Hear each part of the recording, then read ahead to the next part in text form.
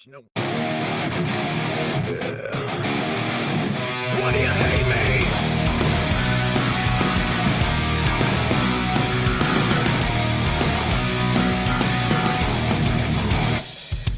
Why can't I stand and walk away? Why is it so damn hard to stay? I was sick cause I got something to say. And I'm so sick of all your problems lately. You need your drama so you keep me around. If things ain't getting any better, let it down soon. I'm sick and tired of being pushed around. So I keep waiting for the storm to save me. When everybody wants to shut me down. Man, I ain't hearing one word you gotta say to me. Right now I'm trying to figure you out. When you bring me down, every time I turn around and I ask you why. Why do you hate me?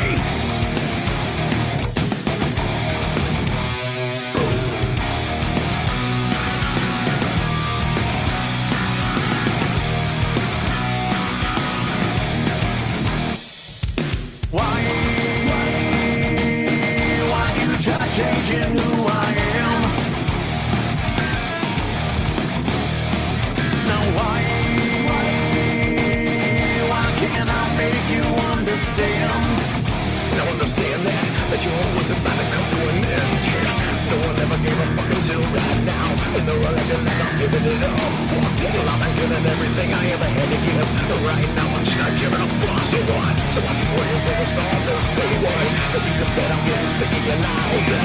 Right now all what you gotta say to me. Now why should I even try? You bring me down every time I turn around and I ask you why. You keep dragging me down, slam my face into the ground. I ask you why. Why you keep beating me? I can't take this anymore. I gotta ask you why. Why do you drag me down every time I turn around and I ask you why? Why do you hate me? Yeah, why's it always gotta be like that? You know it's always your way, they can just see past that, yeah. The one day you're gonna understand that you've been burning your bridges for too long and no one cares. Now all those people that you keep on your side, if they don't know you like I do and all these secrets that you try to hide. Change the way I've always looked at you. You stole the knife from my back, twist and turn, and now I'm through with you.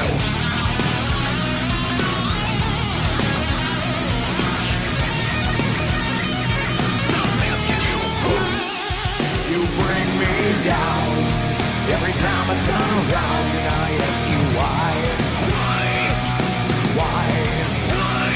You keep dragging me down, slam my face into the ground. I ask you why. Why you keep beating me? I can't take this anymore. I gotta ask you why. Why do you drag me down every time I turn around and I ask you why? Why do you hate me?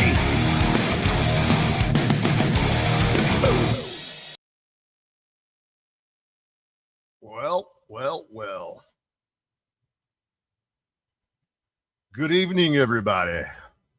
How's it hanging? To the left, I hope, or maybe to the right, depending on the situation. But anywho, welcome to Bad Apple Media, the most hated man on the internet. From what I gather. I could be wrong. There might be somebody else that's more hated than me, but I think I'm in the top 5 category at least, at minimum. But anyways, apparently we got 11 people in here waiting to see what pops off in here. Let me do the old greetings to everybody. Dominico, what's happening? We got my faithful Scissors running with Scissors. What's up, Tony? Biscuits and groovy. Everything's groovy. We got, let's see here. We got Lynette. Lynette is in the house. And Mr. Oflamo, Mr. Hank. Mr. Hanky Poo. It reminds me, every time I hear your name, it reminds me of South Park. Christmas Hanky Poo. And greetings to those in the background, peeping and not talking. I'm welcoming you as well. Anybody want to get in here and have a conversation, you're welcome to. But like I said, I'm looking to speak with What's Up Cynthia. If she's in the background, pop up, say hello, come in the chat. I won't bite, I promise. Big G, what's happening? How's it going? So yeah, for some of those that are in here that never watch my channel, watch my streams, I should say, I don't never really set anything up. I don't program it. I don't script it. I don't take notes. I just fly off the cuff and do what I do. And that's all I can tell you. What's happening in CSA Russell Manning. Appreciate you all being here. So, as the title says, open panel discussion on weaponizing the justice system. And the other topic would be in real life, in the metaverse collide. I'm sure that you guys have witnessed a few incidents lately of the metaverse colliding with the real life situation. I don't know if any of you have ever experienced the weaponizing of the justice system, but I have experienced it many times in my life, unfortunately. And it's not a pleasant experience when people try to weasel their way out of things or try to just hem you up for the hell of it and using the system against you. It happens. It happens all the time.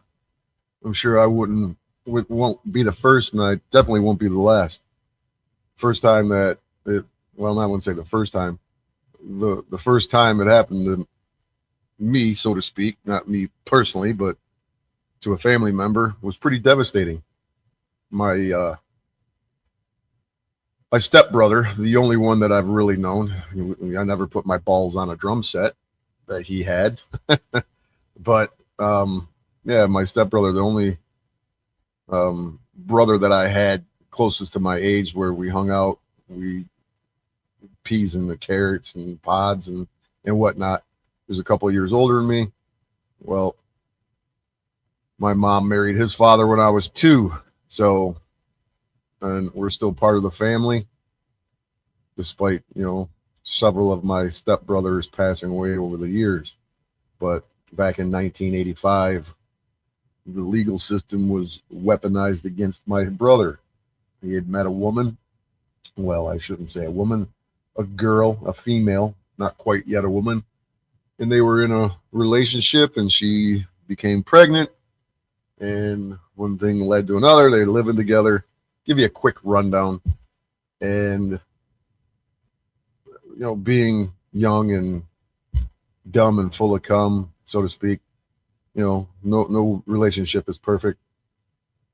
Long story short, my brother and the young lady, would break up, get back together, break up and get back together, that nonsense. And her brother would stick his nose into it, and my brother would kind of smack him around, lump him up a little bit if he got a little mouthy and got liquid courage in him, or whatever the case may be back then. So during one of the breakup sessions phases, the young woman decided to go down to the local courthouse in Wayne County here in Detroit and took a personal protection order out on my brother with a bunch of false accusations and made up nonsense, just because she was a woman scorned. And since my brother was stubborn and whatnot, he didn't go to deal with the PPO. And I don't even know at this time if it was still in the ex parte phase or if it was actually issued after the 2-week period of being served.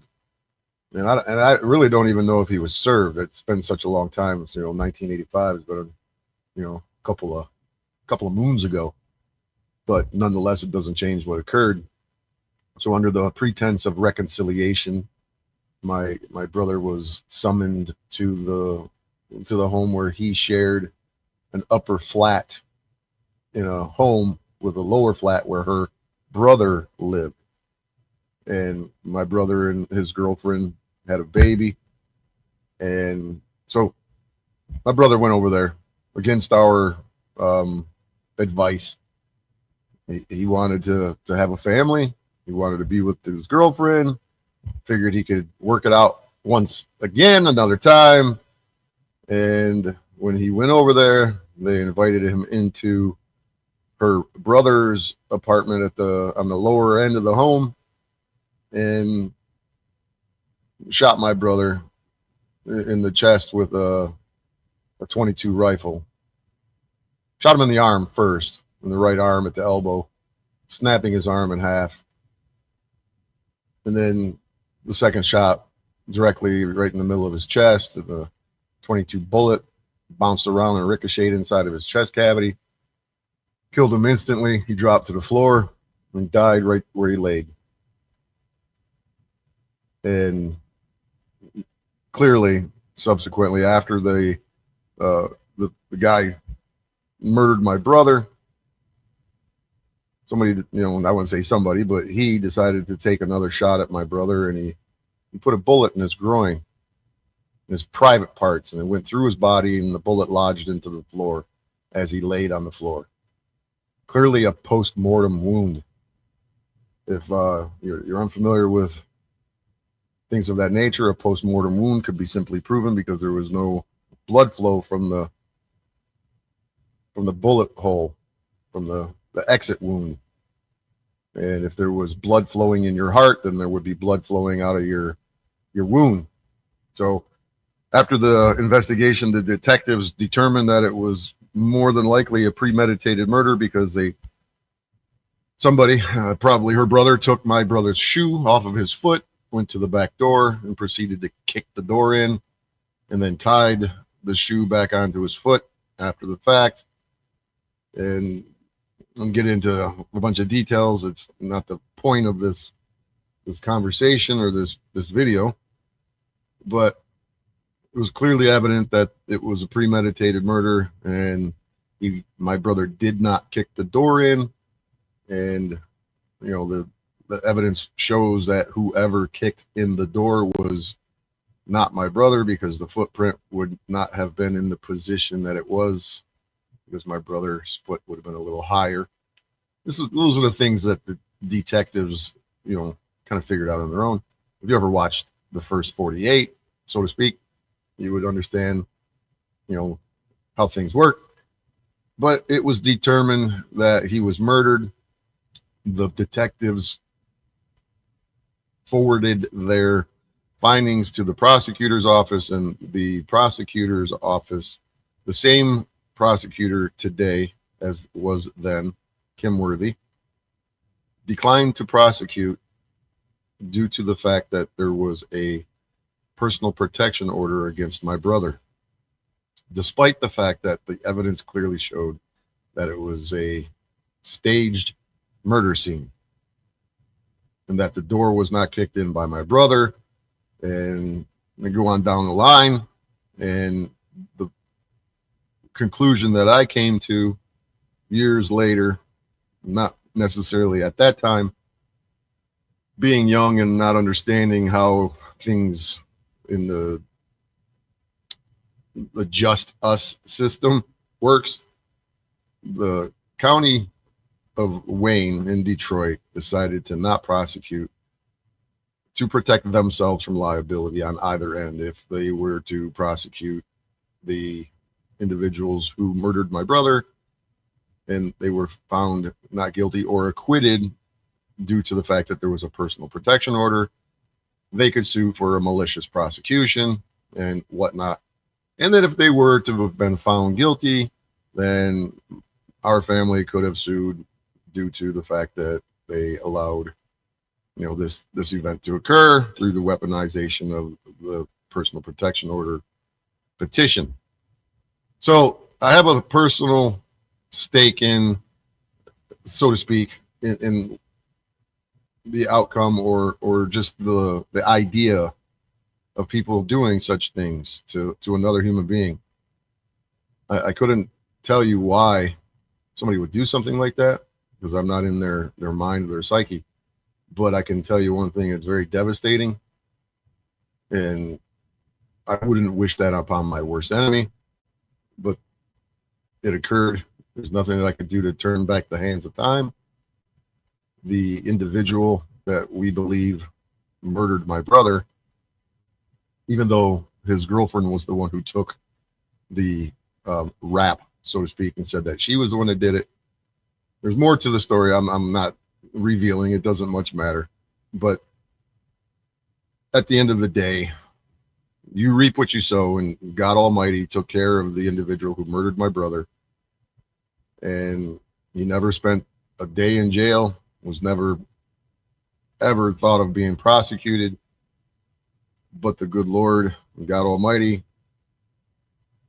some people may say that's not how it went, but it gives me a little bit of ease and comfort to know that it occurred, that the man suffered from a very nasty cancer that I would not wish upon my worst enemy.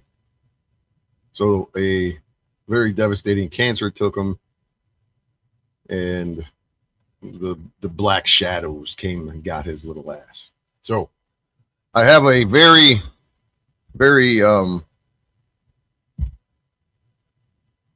short allowance. I don't tolerate people weaponizing the justice system for their own benefits. I have a very, I don't even know, I'm sort of at a loss for words to give you, but what I can say is that I'm totally against it, and I oppose anybody who tries to play the games to that degree.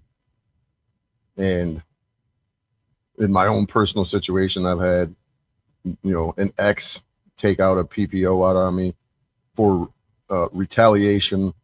I guess you would call it a preempted strike to try and cover the tracks in the dirty deeds of that individual. But it failed to take because I was never served, and you must be served or a PPO does not exist. And so the weaponizing of the justice system has continued time and time again in my life. I couldn't begin to sit here and tell you of every incident, but there's been some very devastating moments where people weaponize, or not necessarily weaponize in a certain incident, but they begin working with law enforcement to protect themselves, which is to a degree weaponizing the system to protect themselves from their dirty deeds. And that would have been 25 years ago when a so-called friend of mine who was doing what he did, doing his lifestyle of being a street pharmacist, so to speak, was caught in the middle of his own little game and decided that he was going to become an agent of law enforcement and put others into his position so he could walk scot-free. And that's exactly what he did. And so 25 years ago, I was caught up in a drug transaction. I made a phone call, and that's all it took. I was charged with conspiracy to deliver and manufacture cocaine. But I was given the opportunity to become a confidential informant, an agent of the system, to mitigate my situation, just as the individual who did it to me was conducting himself. And I declined those offers, and I guess you could say they made an example out of me to a degree. So I spent 4 years in prison over it. And, I wouldn't turn back the hands of time because I learned some valuable lessons in that mess. It made me a better man. and taught me a whole lot of things about life. It taught me a lot more about the government than it did about life. And back then I vowed that the government would never do to me again what they did to me then. So anywho, I could go on and on and on, and I'm sure that I'm boring some of you already because there's no craziness going on here at the moment. So if anybody is interested in sharing a story of their own where somebody had weaponized the courts, you can feel free to jump up here and tell the story, or you can just let me run my mouth and entertain you. Is that something that you guys would like to do? Anybody, pop up and say what's happening? Hello to Taco Shell. Hello to Rip Curl. Raymond Rip Curl. What's happening? Appreciate you guys coming. So who's lurking in the background there? Anybody? Is there somebody from the Panelverse that would like to step up and join the conversation? Cynthia, are you here? Cynthia? Yes? No? I don't know if I'd be making a mistake by sharing the StreamYard's link inside this here chat, and we'll give it a shot. But one thing I wanted to point out before I do that, I should say, is that a lot of people pay attention to what I do on here. They might not pay attention real hard, but they pay attention enough. And after I made my announcement earlier, I jump online and I see this guy here decides to set himself up a live stream broadcast, and he set his time. What time do you think he set his time for, ladies and gentlemen? What time do you think he set his time for? What time do you think? Huh? What time do you think? What time do you think? 9 p.m. So this is the kind of shenanigans that these YouTubers do. You're going to tell me that this guy's been online all day long, as usual, and then he decides to set up himself a live stream to go at the same time that I did. Yeah, convenient. But this just shows me what type of nonsense that I'll be dealing with here. But whatever. If that's what people want to do, that's what they're going to do. So, nonetheless, it is what it is. So what's up, Pink Floyd? K, I don't know where K's at. I've unblocked a whole lot of people. I don't know if I missed anybody in the Google. No, it's all right. It's all right. It's okay, man. It's no problem. It just shows me exactly who these people really are. Not all of them. Some of them. So I'll read into it for whatever it is. So again, like I said, I've unblocked a good portion of people, and we'll see if they can behave themselves if they show up in here. But I may have missed, I don't know how many people. If there was anybody in my Google, in my Microsoft block center. But I took them all off of the YouTube block. So let's see. Well, Jeeps ain't blocked. Not in my YouTube, Jeeps ain't blocked. And I don't see Special K. So let's see who wants to porn bomb me. Let's see who porn bombs me. So anyways, weaponizing the justice system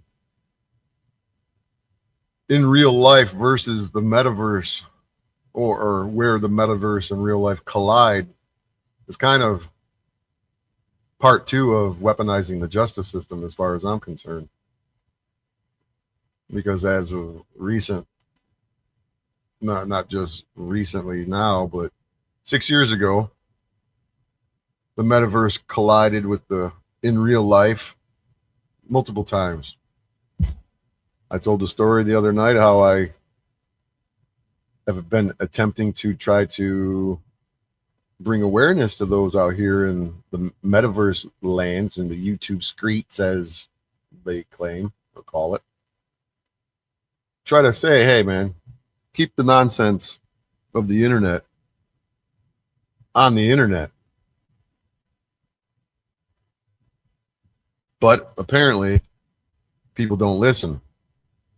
They're going to bring the real life into the metaverse. They're going to bring the metaverse into the real life. And most people, it doesn't have an effect on them. But every now and again, there'll be an individual who has, some issues due to somebody's inability to separate the two. So 6 years ago, I've had multiple YouTubers go out of their way to harass me, to go above and beyond and maliciously accuse me of being something or somebody that I'm not, to deflect the negative attention from themselves and what they've been up to and what they were doing. And so it doesn't always work out, but sometimes the gang stalkers, the cyber terrorists, their actions actually have some success. So inadvertently, one way or the other, after several months of battling YouTubers who were harassing other YouTubers and calling them pedos and shills and all the typical insanity that goes on here on the internet, I became the focus of many of those individuals, and they began calling law enforcement. Well, I'm getting a little ahead of myself. They tried to make me look like a fool, make me look like a liar, spreading, smearing my name, attacking my character, the typical nonsense that the fools try to do to detract the attention from themselves. And it didn't work very well. So I ended up pretty much making them all look like fools. And they, in my opinion, they could never succeed in much more than a bunch of nonsense. So the end of the day, I was being threatened with these silly little death threats and whatnot. And in my experience, most people on the internet, 99.9999999%, it's an extremely high number. Nothing but a bunch of shit talkers and don't have the courage to do anything more than talk crap online. But nonetheless, those individuals wanted to crash course with the real life and the internet, and they wanted to weaponize the justice system at the same time. So at the end of the day, I had the FBI come to visit me because I was being accused of making domestic terrorist threats, when I was simply informing people that if you come to me with the intent to harm me, that I would defend myself to the fullest extent of the stand your ground laws, so to speak. And they used that information against me to the best of their ability. During my interview with the FBI, they literally told me that I have done nothing wrong and that I have merely exercise my First Amendment right to free speech. In fact, the FBI agent told me that the individuals that were making the complaints about me, nonstop complaints, were in fact the mentally disturbed individuals. And it was suggested that I, in return, file some sort of complaint against those that were doing what they were doing to me. And I declined to do so because I am not attempting to put anybody in the hot seat, so to speak. But it is what it is. And hindsight was 2020, but now reflecting back, I probably should have done that to teach these individuals a lesson on, their inability to, I see you back there, Hank, their inability to behave properly online and to step outside of the metaverse and into the real life. I should have as well stepped outside of the metaverse reality and gone into real life and had charges pressed against them and prosecuted them for what they've done and their, clear and evident criminal activity for a very long period of time. But that's neither here nor there. But now here I am with round two. So we can discuss that in a little bit. Let me pull Hank up and see what he's got to say, and hopefully we can have a good audio. If not, I'll have to readjust, and anybody in the chat can let me know that my audio is good, or let me know that my audio is bad for me and Hank. So please, everybody, welcome my guest and pretend that you're hearing loud cheers. Hank Flamo. Hey, Bad Apple Media, can you hear me? I can hear you clear. Can you hear me? Yes, I can hear you. All right, good. Well, let's see if the audience has any issues with the audio. Is there any issues with the audio? Any echo? Any delays above and beyond the normal? Lynette says 5x5. That's a good thing. All right. So what's happening, Hank? How you doing? I'm doing pretty well. So about your prompt interacting with the legal system, I largely minimize my interaction with the legal system, especially when it comes to the internet. The next time I'm actually going to engage is when I get my this my business register in LLC and have my do business as. That's probably the next time I actually have interaction. But with these Panelverse people, well, none of them live close to me, so there's no reason for me to run into them. Unless we go to a conference or something. So there's no reason for me to run into them. So I'm not really worried about most of them. That's why I didn't take Officer Snipes' terrorist threats even all that seriously, because he can barely breathe. I'm sorry, he can barely breathe. The only thing he can do is get someone else to do stuff for him, and I took the chair from under that too. So that's why I don't. But I did have to time out someone. A good friend of ours, Brown's boy, today, because he was trying to freaking put me on his puppet strings, and that's very insulting to me. I'm actually gonna show a screenshot of a PM he leaked to try to tar and feather me. So if you don't mind, let me go ahead. So what did Brown's boy try to do to you? Did he try to drag you outside of the Panelverse and Metaverse into the real life, or is it just the internet insanity? It's just insanity. But that's that's not a shock though. You know what I mean? Yes. And the problem I see with what I'm referring to is the people who step outside of the Panelverse, or I say the Panelverse, but the Metaverse, and they bring their games, their hatred, their nonsense into the real life. Where, like I said, 6 years ago, I was maliciously after an unlawful arrest, I was maliciously prosecuted, and it was a direct result of what these vindictive, vengeful, mentally disturbed individuals on YouTube were doing to me. With, Yes. but I defeated that. Of course, it took me a lot of cash, a lot of time, a lot of energy.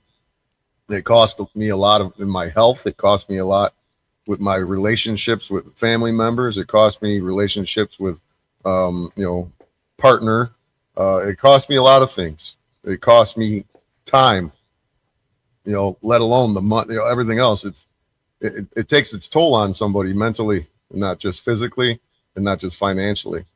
Yeah, I'm pretty It's miserly, so draining and it's exhausting, yeah, I'm pretty miserly, so I've been escalation pass, so we can't talk it out. The next thing after that, if you're even worth talking to, and if you're an all-time chat, you're not worth talking to me, is video games for e-thugs. So we're not going to do it in real life. I'm impatient. We're going to do it in a video game that's recorded that has rules. And if your computer don't work, then you ain't worth resolving the issue. Then I'll probably just ignore you or clown you, and that's that. So Well, this is that's the right thing to do if you're on the internet and it's not going beyond that. But when you get into a situation where you are being accused of a crime or doing something that brings the the justice system involved in the scenario, it's a whole different ball game. yeah. It's Until the it's not justice something that I system, can just ignore and walk away from and say, it's just some idiot on the internet and just block them. yeah. That's not once it gets out of the internet and it's into the real life. It's not so easy to put an end to it and to walk away from it because it's affecting me or whoever this would happen to. This is costing me money again. Until my So local police engage me, then then I'm not worried about. Or even if it's a remote police engagement, they have to again serve me. It's not really my problem yet. well, that you're absolutely right, and but that's the difference between your situation and another's. My situation is I did have the police contact me. I did have an interview with law enforcement because of somebody's accusations that I put them in fear, which we all know. Is it really fear or is it clout chasing or is it revenge? I don't know what it is, but it's at the end of the day, it's not legitimate. It's not legitimate fear. It's a bunch of nonsense and insanity. So let me click on here what you added to the stage and see what you can show me here. Yeah, I can blow What do it we up. got here? So this is a PM message with Brown's boy, but that's from his perspective. He tried to leak it to burn me, and he called himself. He called himself. There, blow it up and I'll read it. Yes. Can you see it now? Is you're the first one to stop warning me? Yes. All right. So you said stop warning me and request what change you want me to make to my behavior explicitly. Yep. And then, so Brown's boy is free monikers. That's a sock Yes. account. Yes. All He right. has a lot of So, stock accounts. well, there's Yes. a lot of people that have sock accounts, which is quite telling on who their character really is. So it Exactly. says, I request you understand you're telling me you're involved with these people who have been caught scamming, lying about most everybody, manufacturing drama, and profiting from perpetrating this template on damn near everyone. I request you stop falling for the scam ass behavior, especially as someone who claims to be against scams. I'm starting a website putting scammers on it from YouTube, by the way. I don't want to have to put you on it. As someone being taken advantage of, at minimum, the website will have pictures, attributes, connections, etc. Simplest form, I request you don't be involved with people who are known scammers and the above. And then you said, you got it.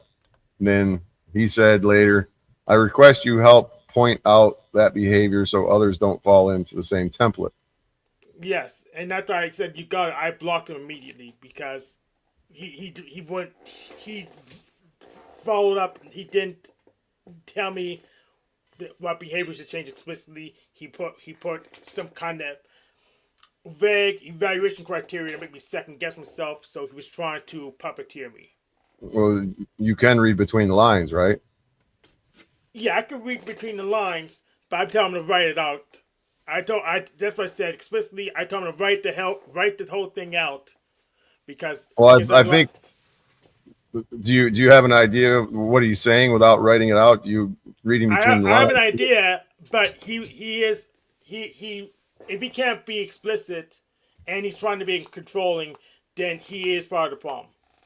Well, what do you think he's trying to ask you to do? What is it that you think he's trying to ask you? He has in his mind people who he's telling me who I'm allowed to talk to. He's telling me who I'm allowed to talk to, and I just said, okay, you're gonna tell me who I'm allowed to talk to, be explicit, and we discuss it. But he wants to have all the power, so he can just paint anyone he wants as a scammer and say, well, I should have known not to talk to them. Well, And that's unreasonable. well, I won't disagree with you that it's to a certain extent it's unreasonable because first of all, you're a grown ass man.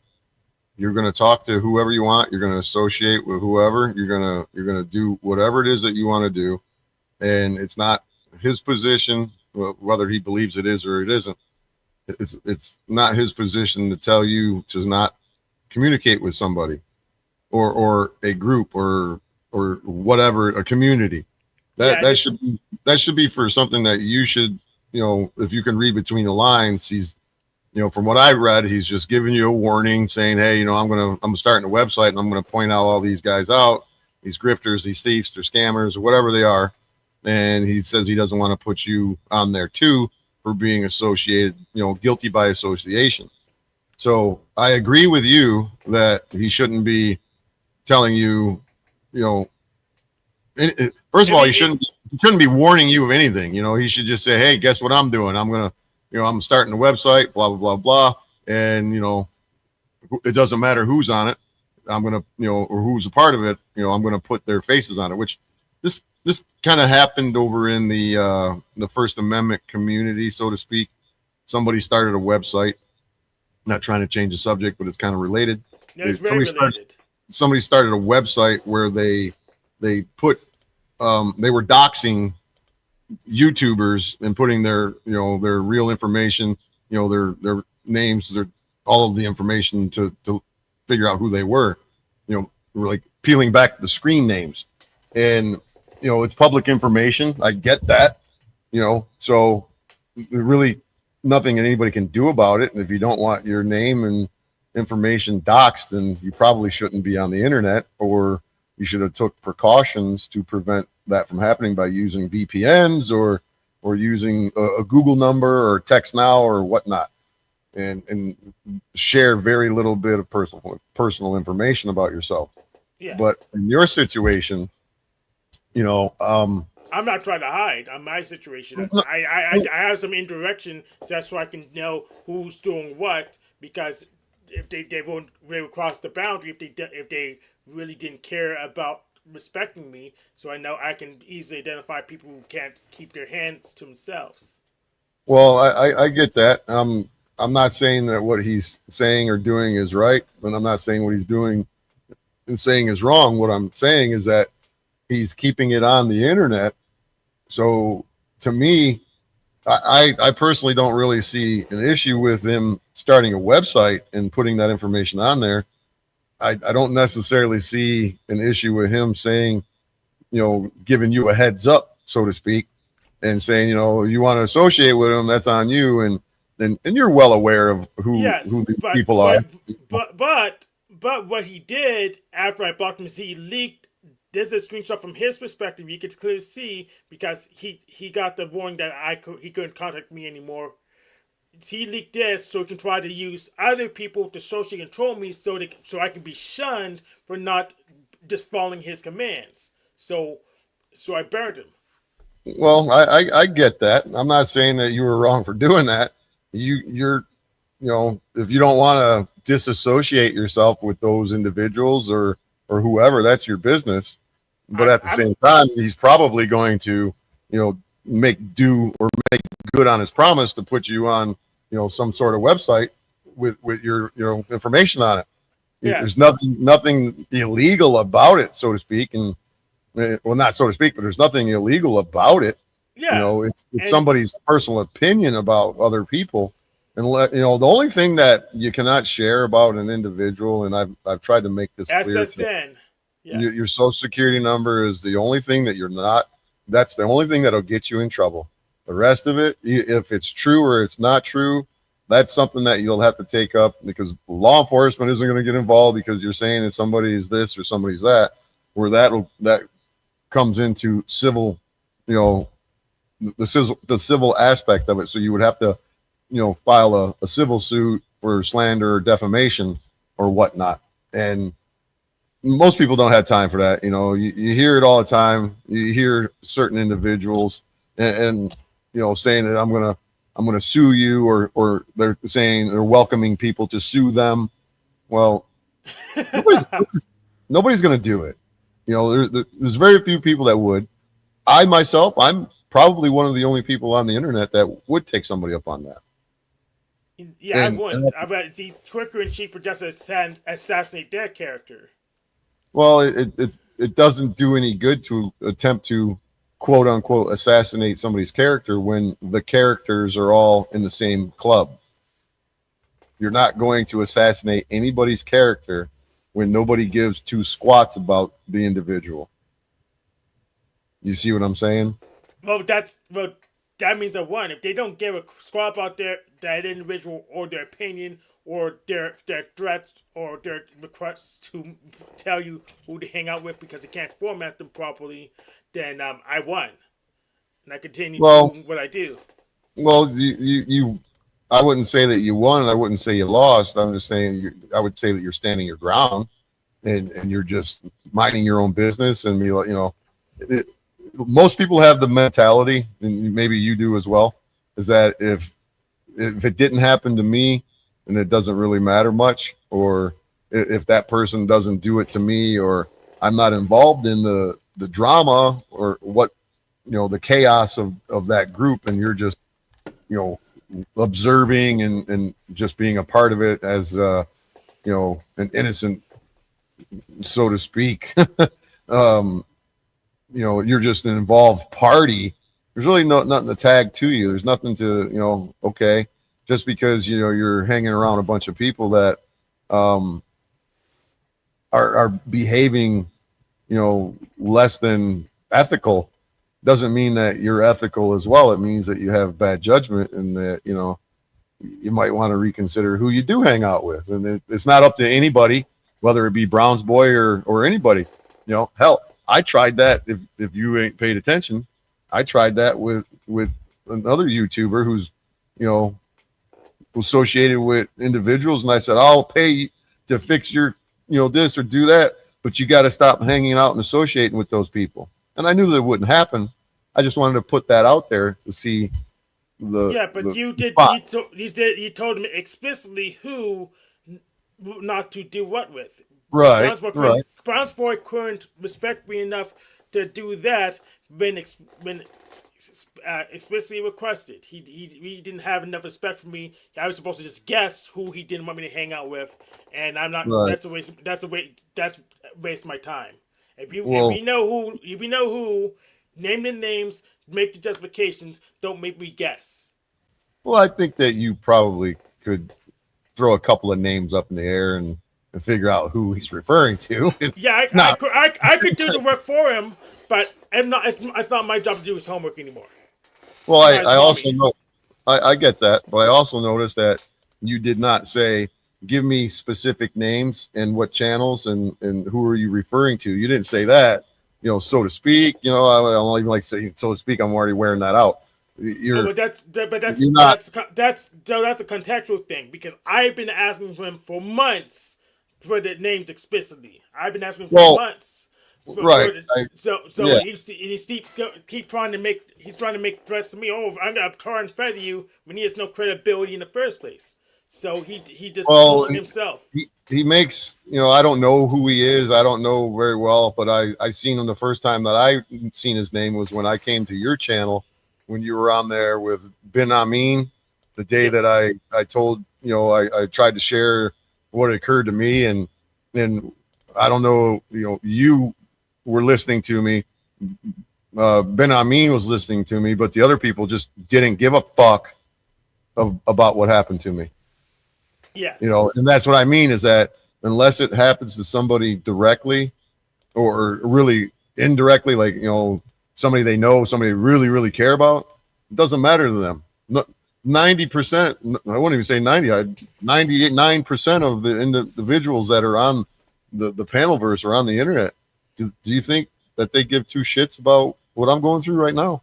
No, they don't. And Right. I to add, pretty much most normies don't give a crap about anyone except themselves and their immediate family members. Well, that's what you're absolutely right. But what really puzzles me is that these people that are involved with certain individuals call themselves truthers. I'm not sure how they come to the conclusion, not realization. I don't know how they come to the conclusion that they could refer to themselves as truthers when they don't want to know the truth. They avoid the truth like the plague. Because they build the truth like a weapon. They say, well, I got the truth, so my conclusion is right because I say it's truth. And that's why I came up with the catchphrase in response, truth is just a feeling, because they're just going their feels. They're not showing the evidence, they're not proving it, they're not making their case. They're just going based on their feelings and say, well, I got truth, so you better do what I tell you. And that's not good enough for me. Well, the truth is there if you want to know the truth. The truth is available, but you have to want to really know truth, and no matter what it's about, and not just about me. It's not me. It's the truth in general. It's there. Most people who claim they want to know the truth, I'd say they're full of pucky. You know what I mean? That's right. Because the truth hurts. Yeah, that's why I make it very explicitly clear. I want the nicest story that goes through the most facts. That's distinct from the truth, but it is grounded in something that we can verify. So, well, you can clearly verify. If Brown's boy, the first time I seen him, he was in chat, saying he's got all kinds of evidence against this person or that person, or he's got information, or they said this or they said that. But beyond his words, I've never seen anything. Not that I don't know if he has a channel, if he's got one sub or he's got a million subs. I don't know. He does not maintain a channel. Okay, well, yeah. He would have had a wrench on my side of the stream, but he does not maintain a channel. He's just an all-time chatter with a bunch of sock accounts, which reduces your credibility. Well, that seems to be pretty much the norm in the panelverse. It's the sock account central, the sock account society, So that's why calling the panel curse makes sense to me. Yeah, when you see me on the internet, it's Bad Apple Media. I'm not in any other account. I'm not pretending to be somebody I'm not. I'm not making up screen names and hiding behind some fake name so I can come and say something to somebody that I don't have the courage to say with my regular normal screen name. I'll say whatever it is that I want to say to somebody, which is pretty much the reason why nobody wants to talk to me.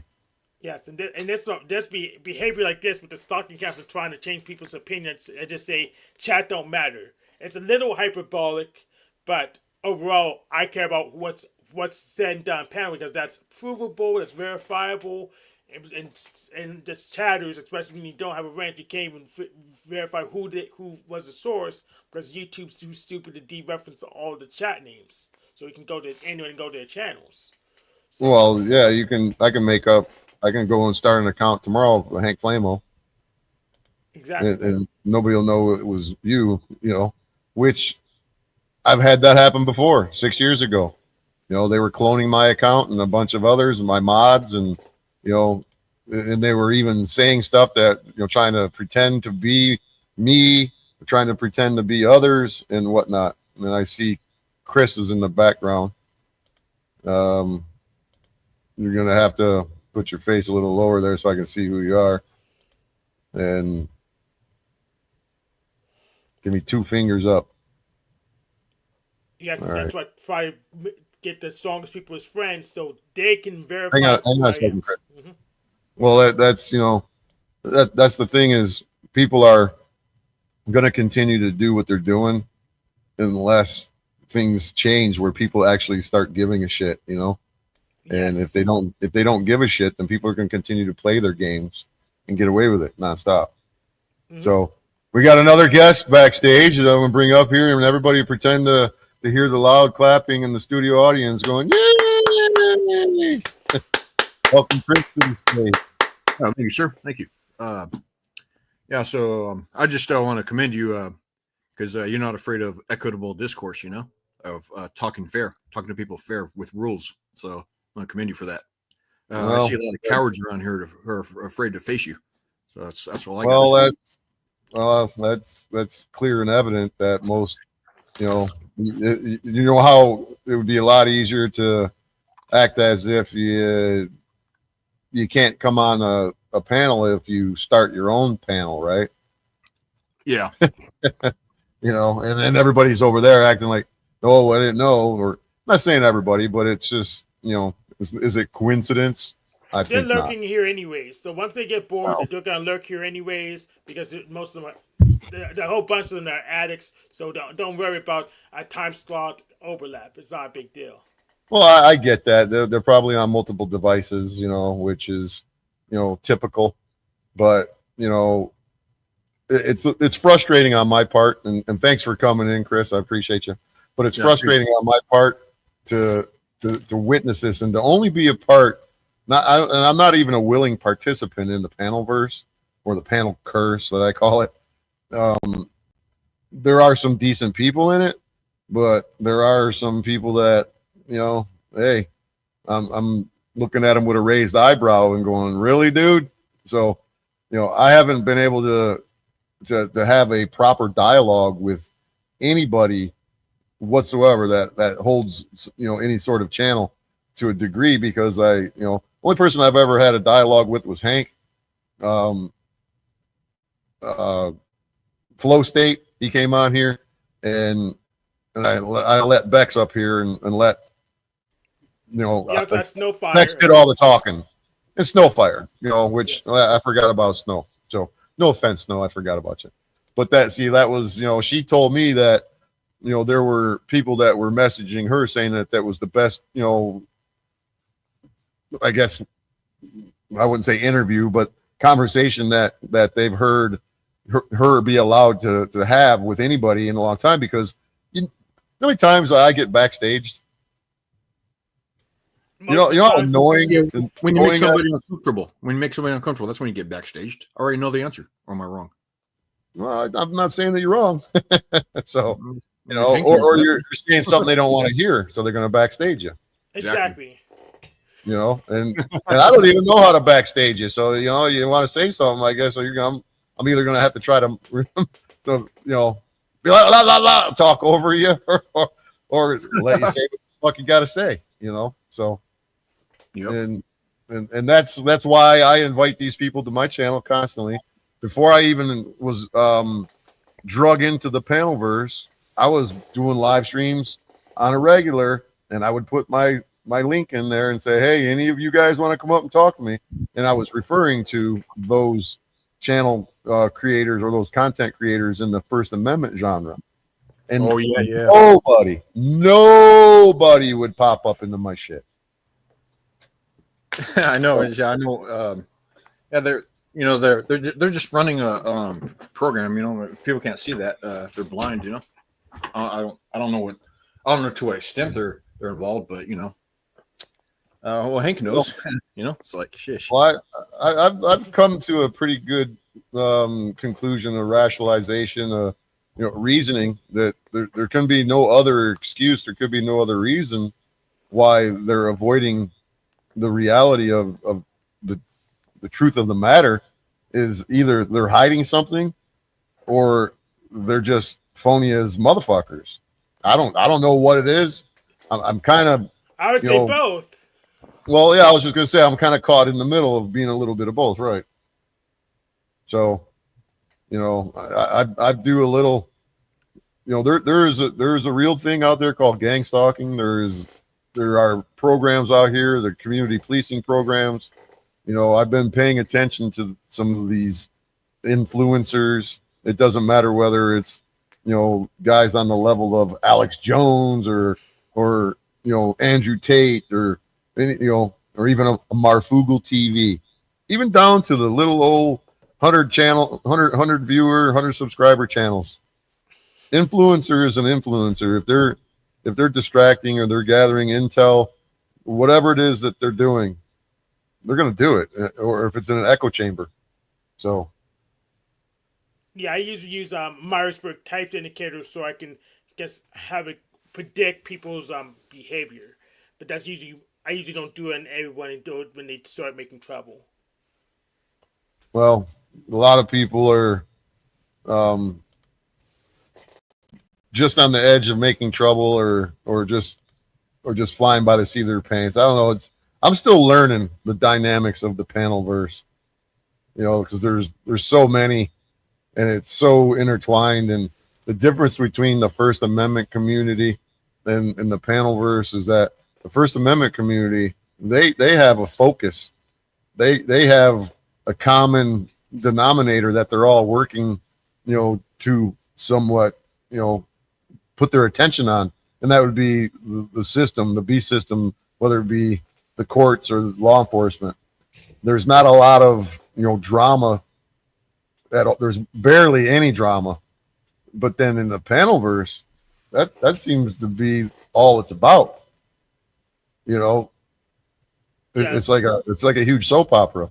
Yeah, so like King Stephen, I don't really identify with the panelverse. I'm more like someone from the right to repair community from a long time back, and I'm just a fossil, and I just happen to be in this area.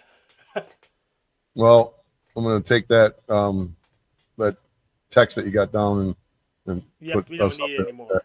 So, yeah, I have a hard time understanding, not understanding, but I have it's hard to explain right now. I'm getting mixed signals. I don't even know what to think about the panelverse.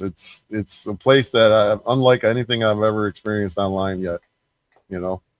I've experienced stuff like this offline. I mean, if you go to a church, well, it's kind of like this anyways. So there's like, I'll just the caddy, the backbiting, or many clubs were like this as well. My local links users group, that we plugged before they just yeeted themselves off a cliff, but this gets caddy and backbiting. And I got straight for a little bit, but then they just didn't care about Linux anymore, so I didn't care about them. So right. Well, one thing that really puzzles me, I wouldn't say puzzles me, but it's like, wow, I can't believe that it's actually going on, is that I'm watching these channels and they're all they got a pay for play program, and it's, you want to silence somebody, it's this, pay me this if you want to, it's like, what in the what this is supposed to be the truther community, and they're paying each other to silence each other, and that it's just my mind is like, like, what the hell is going on here? I'm just glad it's cheaper than dealing with the justice system. So if someone wants to silence me, I just throw some pocket kings. I don't care. You can shove up your ass. Or I could just go to my channel and comment there. It's even better. Well, to me, it's almost a form of blackmail to a degree, or I wouldn't say blackmail.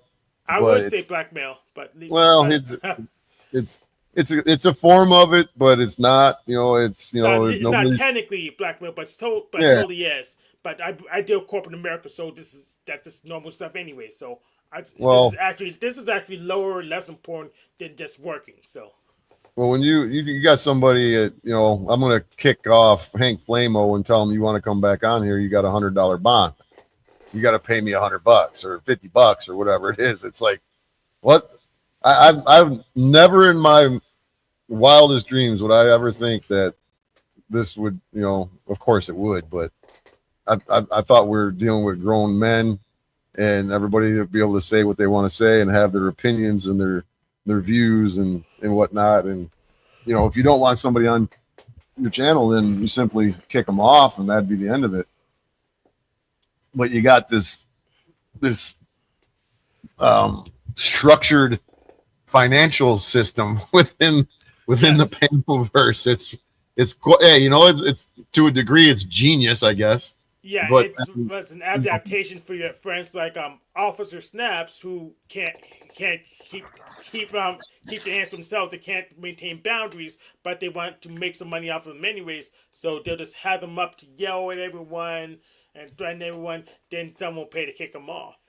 well, I get it, and I'm sure that he's probably the most lucrative individual to make money on. If you let him on your channel, there's going to be people that are kicking him off. If I started a thing in here, I started charging and I started doing what the Panelverse was doing, would I be successful? I don't know. We're sitting here.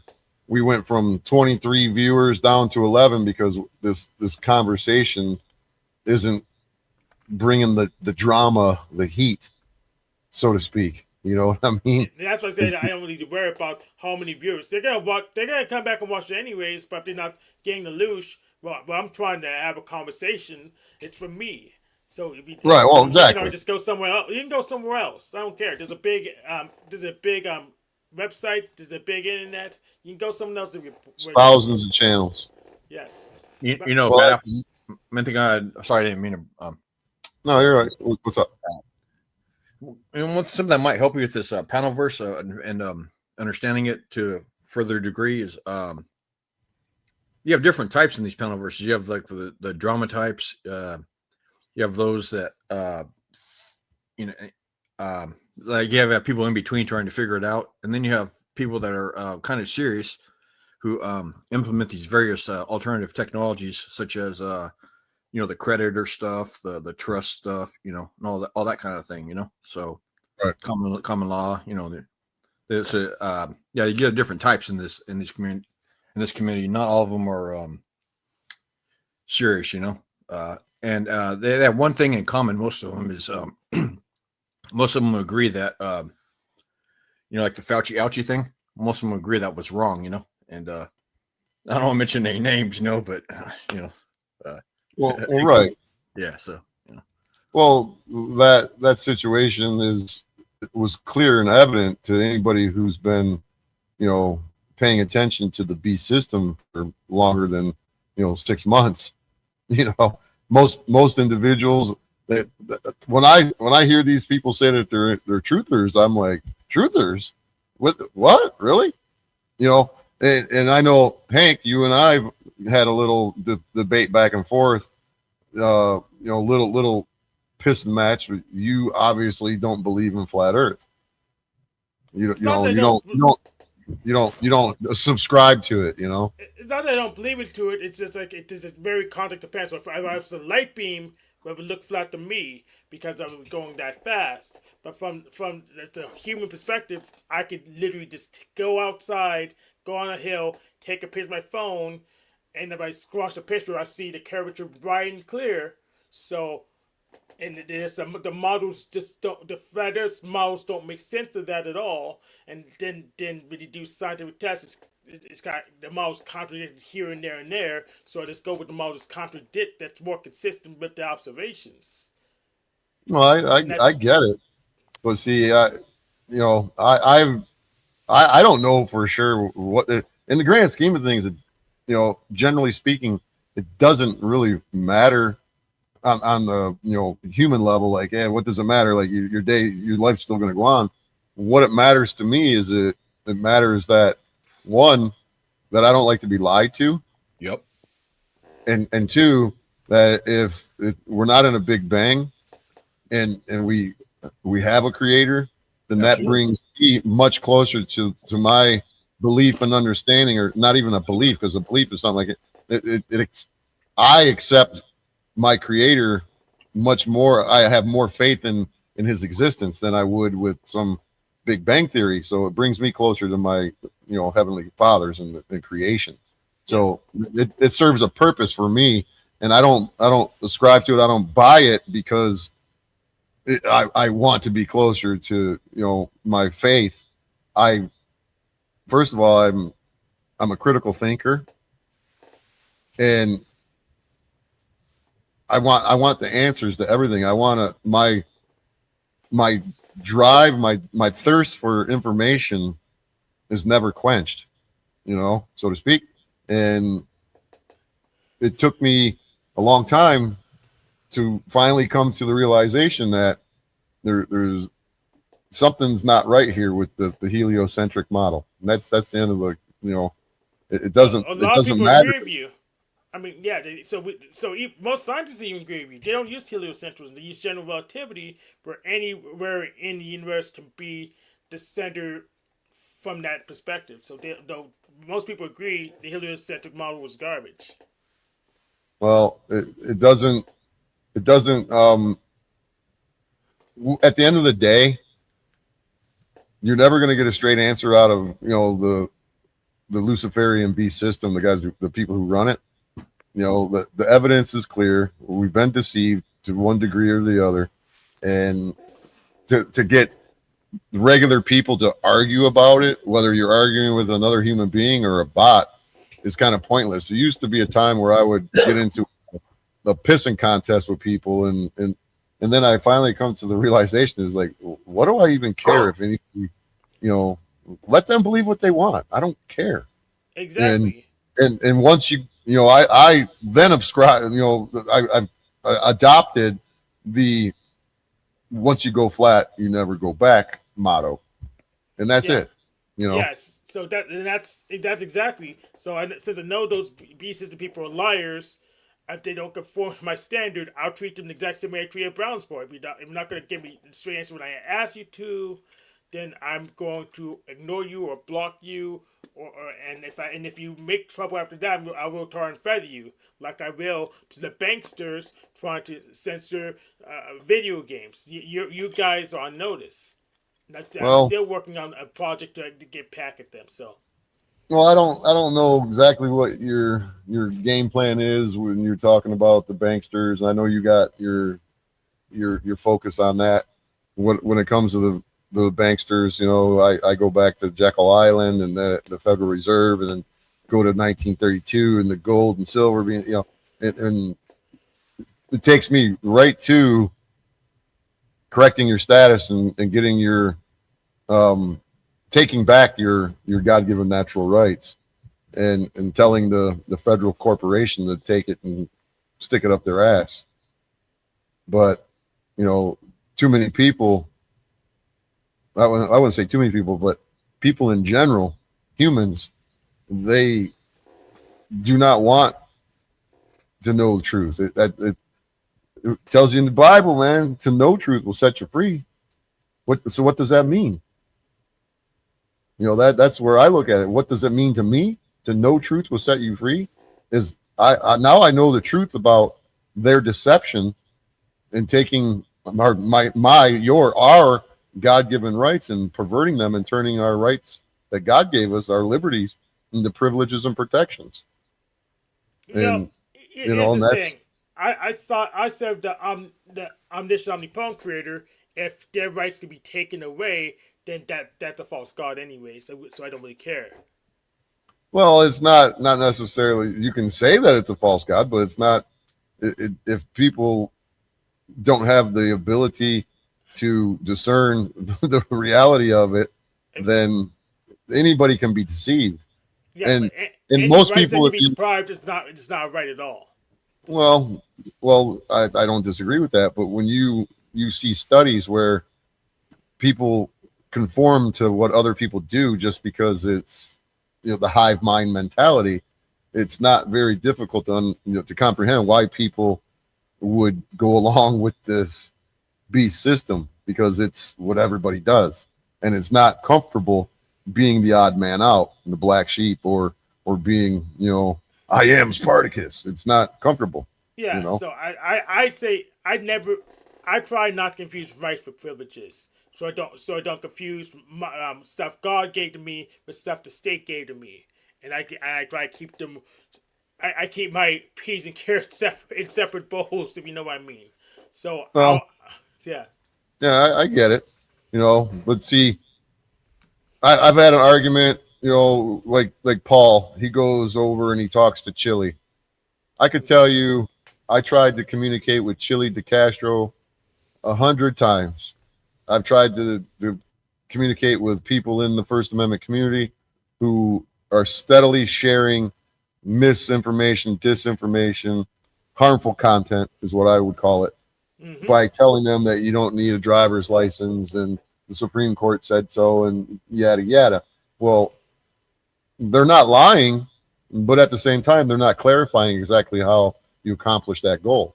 And that in itself is enough to get somebody in a little bit of hot water because you're in the jurisdiction trying to battle.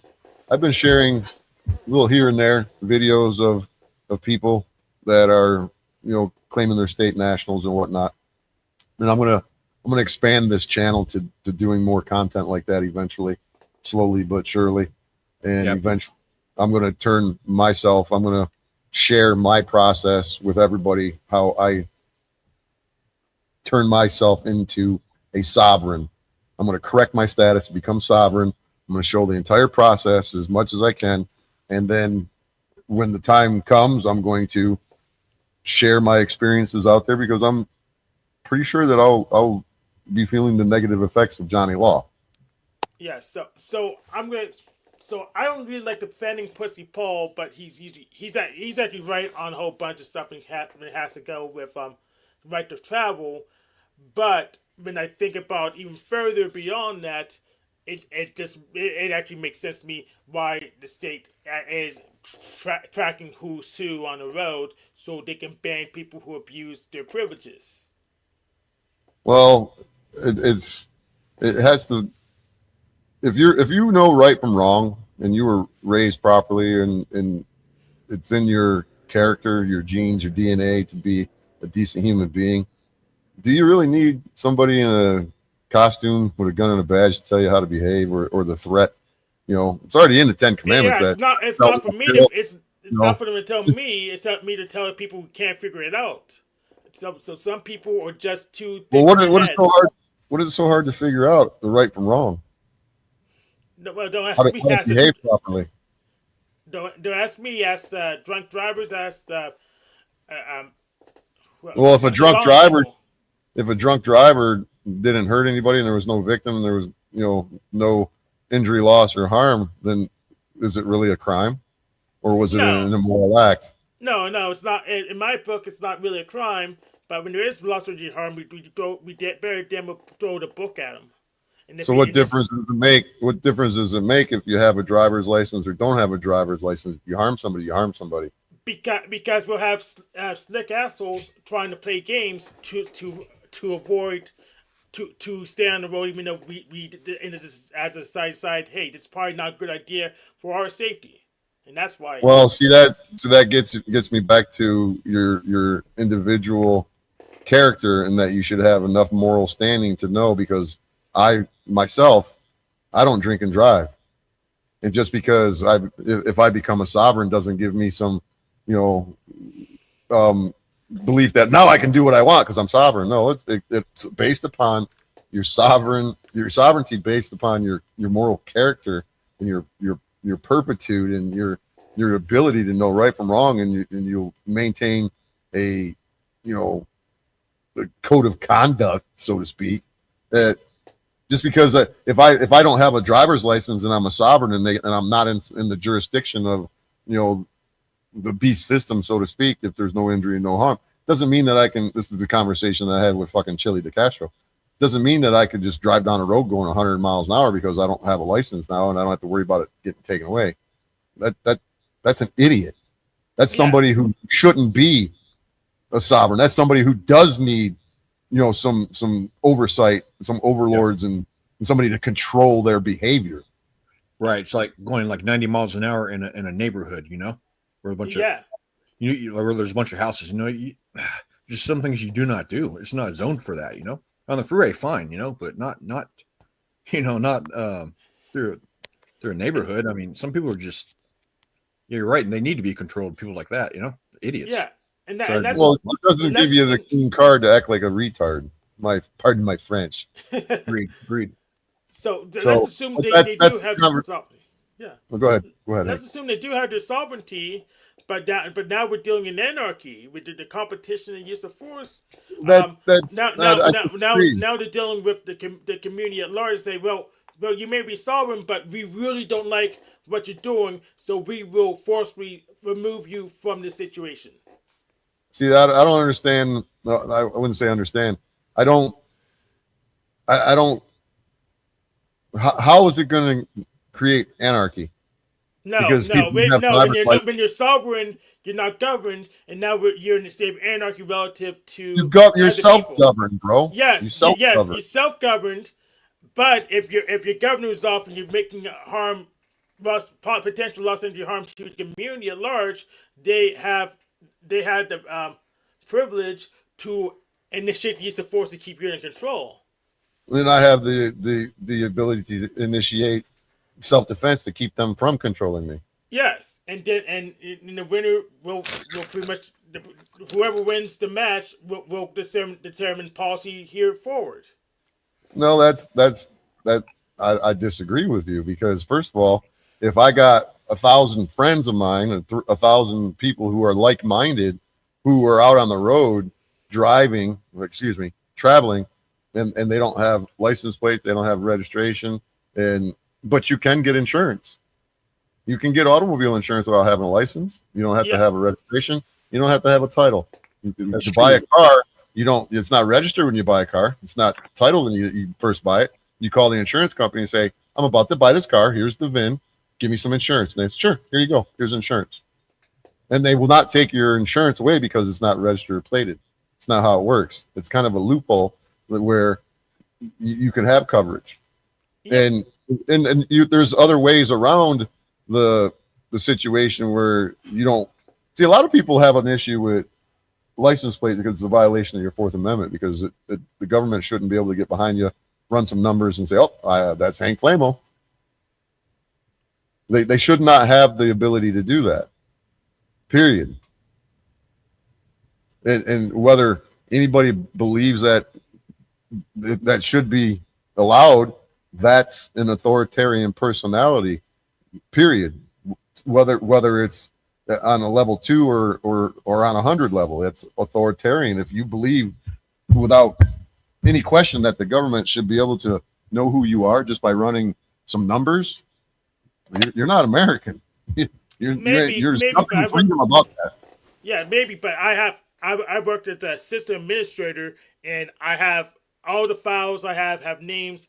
I'd like to know where everything on my system is, and I like to know where all my materials, all my tools are, and it just makes sense to me that I know who's who and what's what. So even though they don't really have the right to do it, I actually benefit from them being able to identify me properly, so they don't confuse me with some other guy who doesn't respect other people's rights and freedoms and needs to be thrown in a cage to protect the community.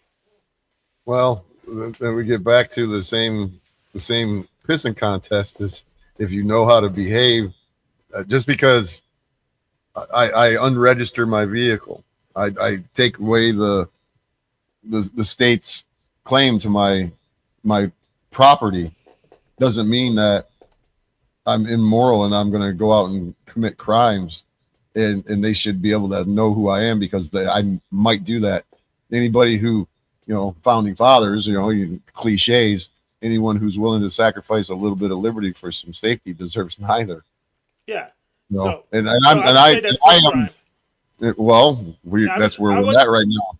Yeah, I would say that's pre-crime, but you just, if you're sovereign, then you present yourself to anarchy, so it just might mix right at that point. Well, I'm going to disagree with you again. You keep mentioning anarchy because you're sovereign. Relate the two. Okay, so relate the two. Give me a specific scenario where say me and 10 of my buddies are sovereign. Tell me how we're anarchists.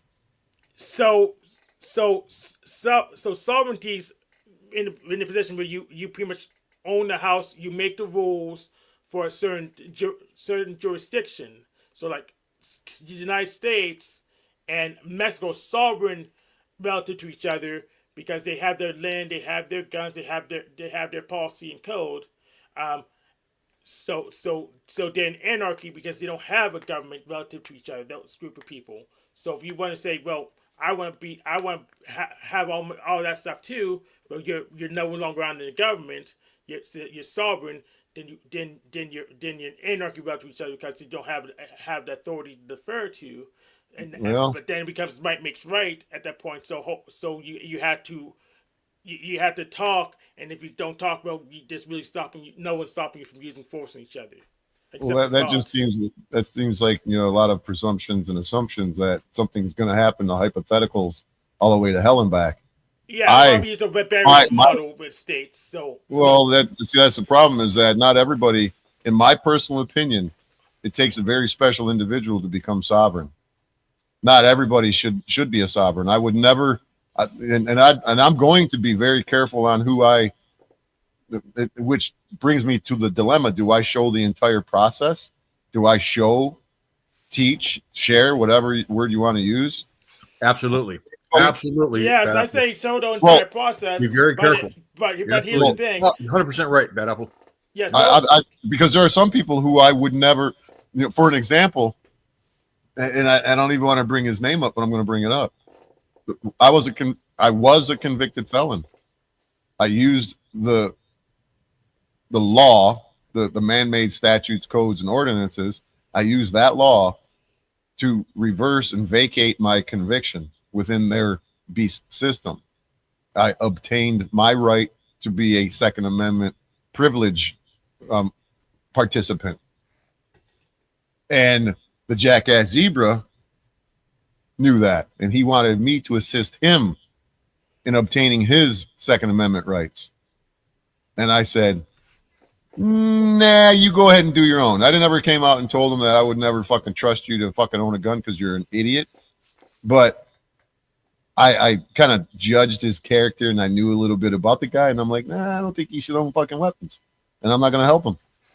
So if I get an inclination that somebody isn't morally responsible, morally sound, I don't want them to say I'm a sovereign, and then they run around and do stupid shit and think that they can get away with it.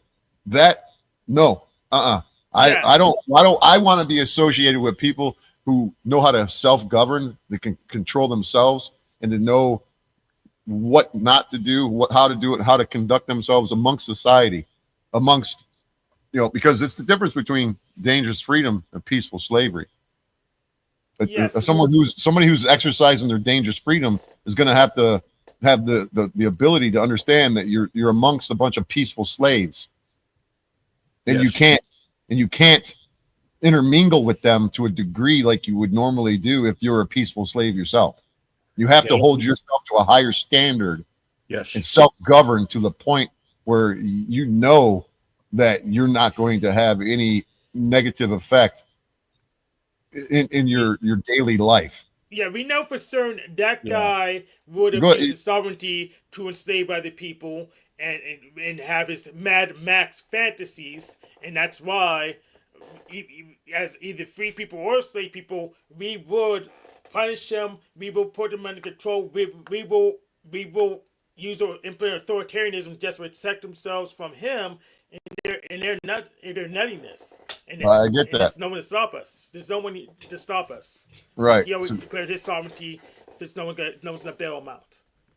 Chris, you haven't had an opportunity to jump in here. Go ahead and say what you're saying. Add to your points. You don't hand a toddler a loaded arm. Right. That's why you have to be careful with this technology.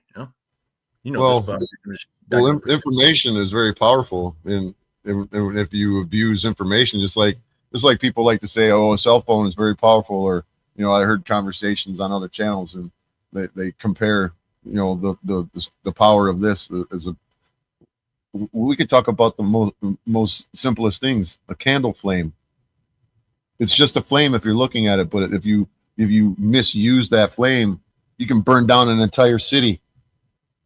If you use that flame properly, you can heat homes, you can cook food, you can do positive things with it. It's just like a cell phone, the internet. The internet could be a beautiful thing, but some people use it for their destructive means.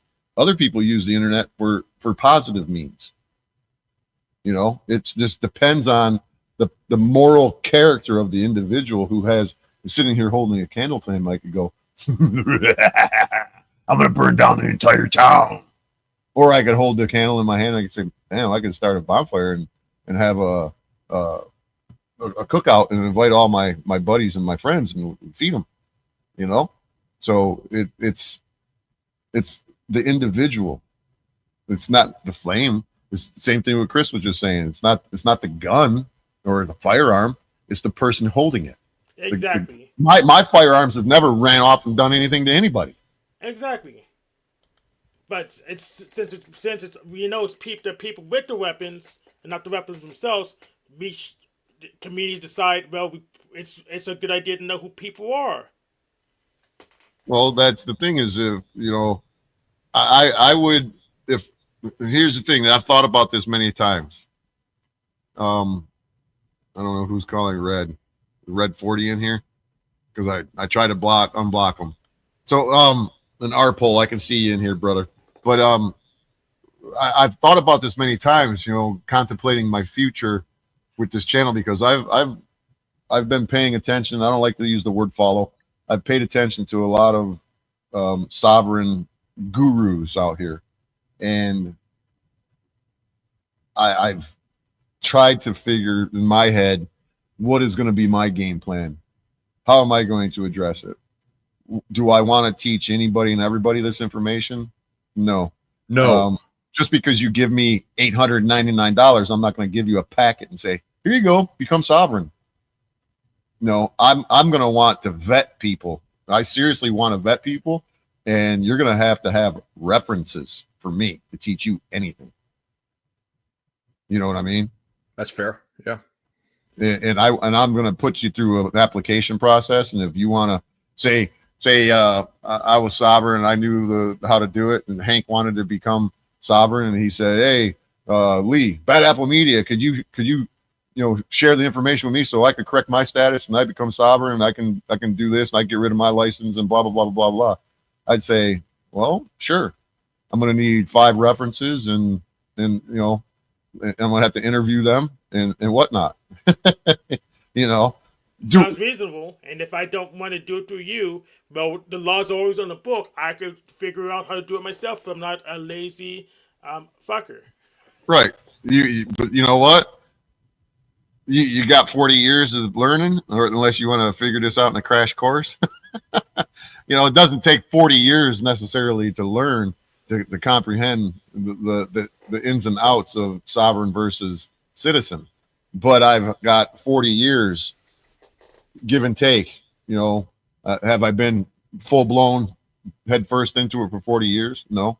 I've been in, I've been out. I've been in and I've been out. And everything happens for a reason.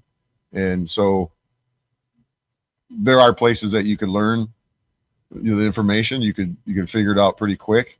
There's probably people that I could tell you right now. I could say, oh, well, you can go to this guy, and that guy. Sure. And he'll charge you, $1,500, and he'll teach you. And he'll show you, and he'll help you do the paperwork. But that doesn't mean that you know the lingo. It doesn't mean that you know how to speak to the law enforcement officers. That doesn't mean that you're going to understand or comprehend how to behave and how to act in society. Just because you got it on paper doesn't mean that you have the skills and the knowledge to maintain that dangerous freedom. You're going to get dragged back into the peaceful slave zone.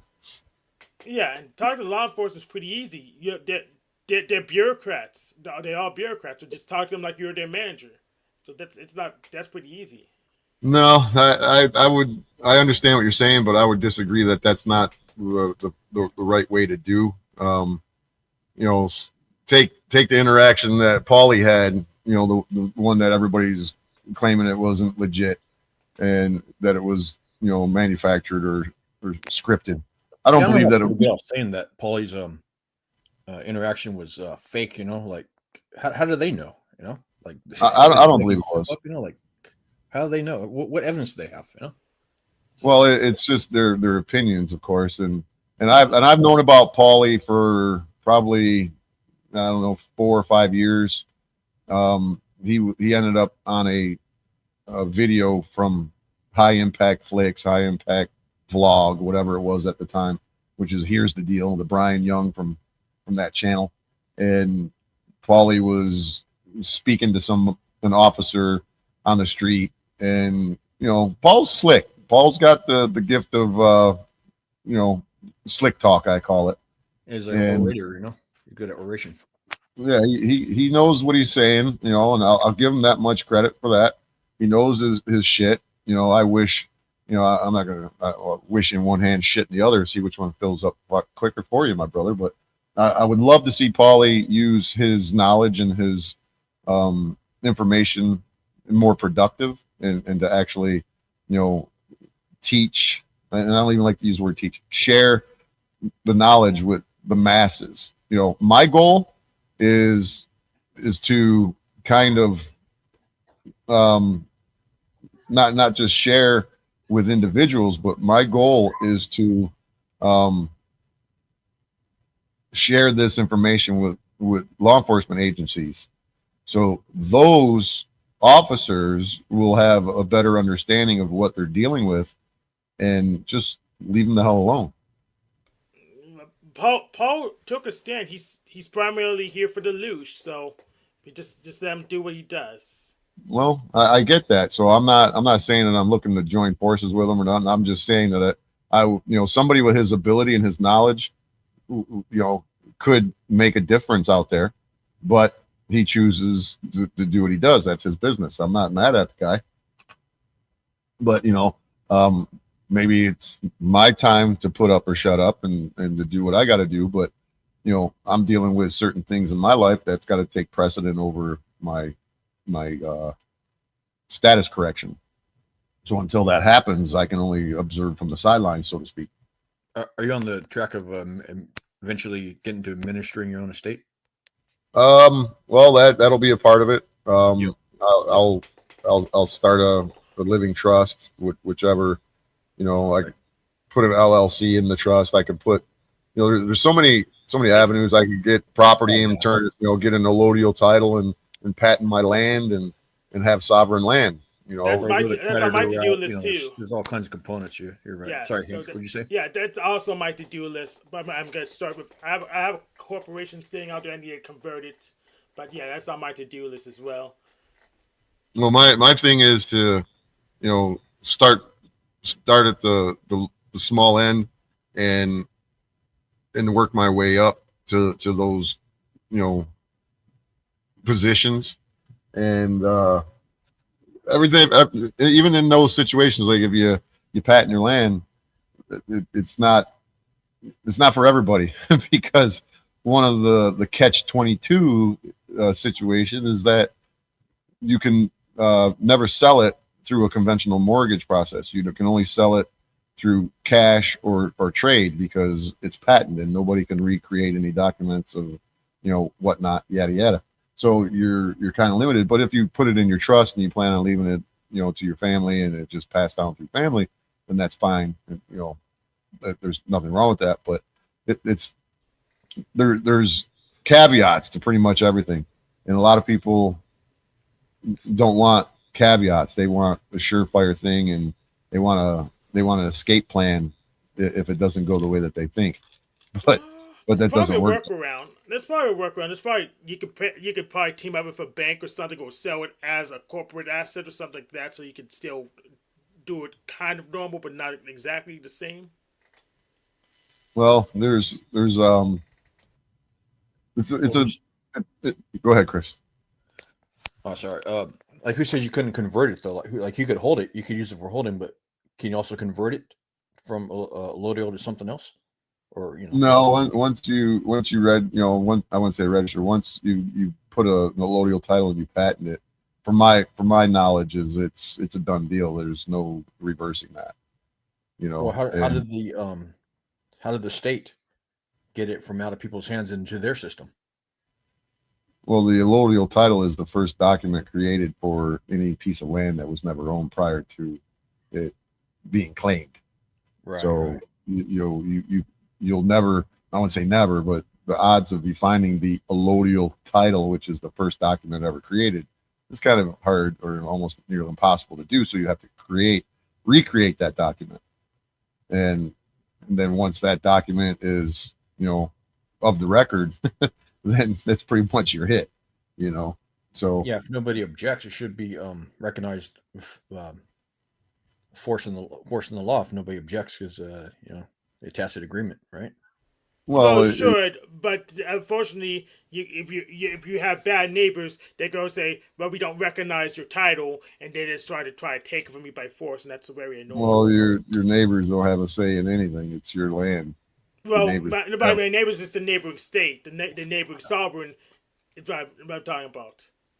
Nah, I wouldn't sweat that at all. Once and again, I'm probably talking. I'm way ahead of the game. That's down the road for anybody. You don't just jump into sovereign status and say, "Well, I'm going to turn my land into sovereign land," and we're using a allodial title. It's something that is further down the process for even the most seasoned sovereign. You know what I mean? So Yeah, I think I understand the distinction. So I personally recognize the United, I guess, incorporation of the United States um, as its own sovereign, and some of the sovereign individuals don't, and that's where the models break down. Well, I wouldn't necessarily say that the United States corporation is sovereign whatsoever. The land, America, the sovereign land is two distinct differences. You're dealing with a corporation. There's nothing sovereign about a corporation. Well, You know. it's people who organize and decide to maintain the land, and so who am I to say, well, you don't have the right to the land you claim? That's why I don't like it. Well, that's a whole nother uh, animal, so to speak. Again, I'm gonna stop saying "so to speak." It's not my new cliche, so to speak, so to speak. But I think that would be a whole nother animal. But personally, my intent is to become sovereign, get my physical body out of that jurisdiction, separate myself, essentially divorcing my natural man from the corporate fiction. That's step one, and that should be everybody's step one. And I try to explain the process to some people who are curious that I meet in my daily life, and begin having conversations, and I give them a rundown of how step one, step two, step three, and people are it clicks in them a lot easier than it does, or than it did for me, I guess, because I had to put a lot of puzzle pieces together. I first started to obtain the information on a mass amount, like information overload, so to speak, so to speak, through when I was in prison dealing with the Mobites, the L's and the Bays that were trying to get out of prison for their victimless nonviolent crimes, which is mostly drug offenses. And the limited information you have in there is kind of the catch-22. But once you get onto the internet and the information has snowballed for a while, you couldn't come on YouTube and share any information about sovereign status and state nationals, because they would ban your channel. They would delete it. And now it's almost quite common, and you can get pretty much any information you want.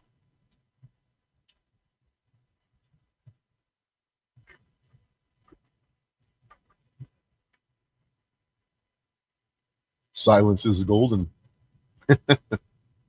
Some people are afraid of silence. I'm just sitting here drinking my water. So, but No, I was hoping that there'd be some other individuals from the panelverse that would show up here and have an actual conversation with me, but it doesn't. I don't think that. I personally put notifications on I think 5 different Discord servers, so they know you were here. I added Cynthia even, so maybe I don't know. They just there's some maybe they are afraid. I don't know, but if they're Well, afraid of you, then you're a good friend. well, I'm not. I'm not sure if it's afraid of me per se, rather than they're afraid of the truth. Because I've been saying this for a while now, is that if you don't know the full story and you don't know the happenings that you claim to know, and you spew your disinformation elsewhere, well, if you are set straight by me, myself, and I, then you can no longer run around and spew your nonsense. So, this way people still have their plausible deniability that they didn't know any better. There's people that say some crazy stuff that I've heard, and it's like, are you kidding me? Where did you come up with that at? And I'll say, where did you come up with that at? And they won't even give me the answer to it. Yeah. So, Yep. So what really it irritates me that they all associate with a particular individual who is literally the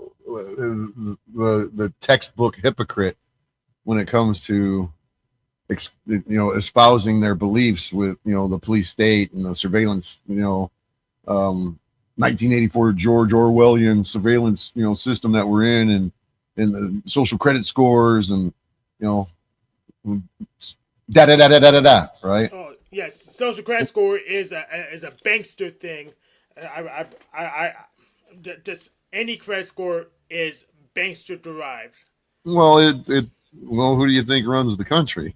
So, I know who runs the country. A rhetorical question, but yes, I know. But the point being is that if I was sitting here telling you guys that I believed in exposing the police state, and the government, or drinking adrenochrome, and they're doing all these terrible things, and they're surveilling us, and they're building a minority report. They go on and on and on about all of the insanity of today, and then I go and use that same system against Hank, and then you still support it, and I get support. But how is that even how could I find any of them credible at all? Let alone respect them. Who Right. A hypocrite, man. Like, hey, Domenico, you turn your cam on and show me a couple fingers. Domenico. Yeah, I like Domenico. Let him in. He's cool people. Yeah. I gotta make sure he's real. Right, I got you. You don't have to show your face, but put some fingers up. Oh, he bailed. You didn't have to show your face, but just show me some fingers, brother. Get your head off camera. Yeah, he's not in here again. Come on back in, Domenico. So, yeah. To my Canadian friends, happy Boxing Day, I think it's called. It's yesterday and today, I believe. I believe it was yesterday and today. Everybody, welcome a guest to the stage, Domenico. Let's get some applause for him. Hey guys, sorry about that, Bam. For some reason, my camera's not working. No, it's all right. It's cool. It's Thanksgiving here. It's Felix the cat. Yeah, it is Felix. Most people don't know what that avatar is. That's the younger generation. I think we're older, Bam. Yeah. Do you know who Fritz the cat is? Fritz the cat. I'm trying to remember. I can't Yeah, recall, Remember actually. that, Fritz? Yeah. Go ahead. Go ahead. Fritz the cat. He was a horny little motherfucker. Talking about me again, are we? No. Well, maybe. But no, Fritz the cat. Fritz was a cartoon that was a little perverted little fucker. Little blue kitty. run around with his penis out and back. Yeah, you have to look it up. Oh, do you see my tail? It's hanging out. Oh yeah, that's kind of kind of. Well, happy Thanksgiving over there, man. Thanks, I appreciate that. Did you get the day off of work? Yes. Is it always on a Monday? I don't know. I can't think of offhand, actually. I'm kind of like semi-retired, or retarded, a little bit of both. Well, here it's always on a Thursday. Oh, does it? Okay. Oh, that's right, because usually they have football, isn't it? Like in the States? Yeah, it's football and turkey. Celebrating us stealing the land from the Indians. I'm not laughing at that. I'm just laughing at the idea of celebrating it. Well, you got to first convince them that they can own land, then you can take it from them. Right. Maybe they should have had their allodial titles and they couldn't have done it. I love the fact that you used the word allodial title. So you don't have to pay tribute to the to monarchies, then I guess, if you have your allodial titles. Right. Exactly. Corporations. So what's up? What you just jumped into? Is there really a difference between a monarchy and a corporation if you think about it? Well, I would say a corporation, in my opinion, a corporation would be a group of individuals claiming that they are part of it. In a monarchy, it would be a smaller group of people claiming they own something. True. Nobles are usually behind corporations. Well, yeah, but it's just splitting hairs, kind of, Mm-hmm. It's always, we're playing with words. I get it. Wordplay, right? So, but yeah, it's what do you think there, Dominico? What do you think about some of the individuals from the Panelverse out there running around doing what they do on a daily basis? What do you think about it? A form of entertainment for them. What do you consider it, entertainment, or it can be? It could be noise. Sometimes it could just be noise. It could be them going through something. It's usually when they project onto others. As long as they realize they're just projecting whatever's internal on them. Well, yeah, I guess that could be one way of looking at it. Do you think that they serve any actual purpose? Does the Panelverse have a goal? Panelverse. People used to write books, podcasts. It's all the same idea. People are going to focus on it, whether it's through attention, learning something from it. It's noise. For me, anyway. To a certain point, it becomes noise. But I have my own noise. Well, that's an unfortunate. I guess that's part. What I don't understand is how I'm not saying that there's a lot of people that participate in it, but it's got a good chunk of society that are regular participants. And if I ask every one of them that is willing to listen, what's the purpose? What's the goal? If there's 1,000 of them, I'm going to get 1,000 or probably 1,500 different answers. True, you probably would. Well, we've all been conditioned, whether it's through the media, all the different platforms for media. YouTube is a big, wide range, and there's a whole bunch of different things with YouTube that actually serves. But the streamline thing, it's very small. That's true. Like really small. I'm kind of curious. How do let me see. I'm going to click on something here. I'm new to this. I'm trying to figure out how does somebody put a name to change your name. So what you need to do is de-highlight that StreamYard thing. The names will just magically come back. So, okay. So you can add that to a banner, so we don't have that overlap. So make a banner with that stuff on there, and it won't be in the same namespace as the names. All right, there we go. Okay. Mm-hmm. All right, Hank fixed it. Right on, Hank.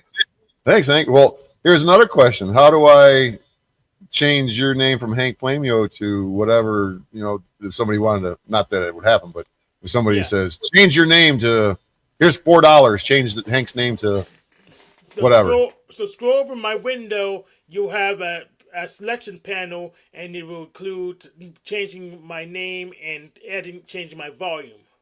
Well, it says that edit the mic settings, remove from stage, and mute, and it's got your name, but it doesn't give me an option to change or edit your name. Yeah, it should. I got a have paid something. subscription. If not there, then scroll to the bottom and look from my panel there, and you should be able to change my name from there. If Not that I'm just curious of how the hell it happens, you know. yeah. So you should. So either you can scroll to the other panel, the bottom panel, where you can see when new people come under. You should be able to edit my name there by just using the ellipses there for sure. Because that's Edit name right there. Okay. Yeah. All right. Okay. Now I see it. All right. So I could put any name I wanted on Hank's. Kick from studio, band from studio. Okay. All right. See, now I learned, because normally I don't have anybody in here as far as, somebody to change a name or whatnot. So anybody want to pay me to change a name? Cough up some cash. But no, it's all good. You are. Let me see. Private chat over here. Let's see what's going on in private chat. Oh, okay. I should probably pay attention to that, shouldn't I? No.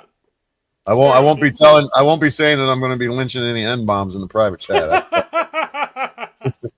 So, but Only Hank's allowed to say the N word. No. well, I could say with a GA. Yeah. I could play the Steven, role and go, "What's up, my niggas?" Yeah. So I'm a magician. So I'm the N-word incantation isn't effective on me. It doesn't make a difference to me. It makes a difference to other people, but it doesn't make a difference to me. Right. Well, I see how everybody can change it. There's another new Felix avatar you got, but it's a learning curve for me. But I could become a regular. I could become a regular streamer and get me a soundboard and do all that. And I got a buddy of mine who does pretty much internet radio, and he's been doing it for a long time. And he's pretty good at it. And we're kind of on the outs because of COVID. Long story short, I was on his channel, or not his channel, but on his podcast. Bad habit saying a channel. I was on his podcast, his stream. He was on Mixler. I don't know if you ever heard of Mixler. It's a platform, MIXLR or something like that. Kind of vague, but yeah. Well, he was on there for the longest time, and his show was Saturday nights at 9:00 until like 11, and for several years he had a spot on the program called the Illuminati Report, and several people that I've known over the years were the ones that were presenting the information, and I did it for a little over a year. And when COVID came around, we kind of had a falling out over our views on COVID, and my buddy actually was one of the main guys that really got me into conspiracies way back in the day. And he was kind of like my mentor, so to speak. And there, so to speak again, he was kind of like my mentor, to a degree. And he had cancer, and he almost died. He was really in bad shape from like this neck cancer that he got, this really crazy lymph node situation, and it messed up his voice and whatnot.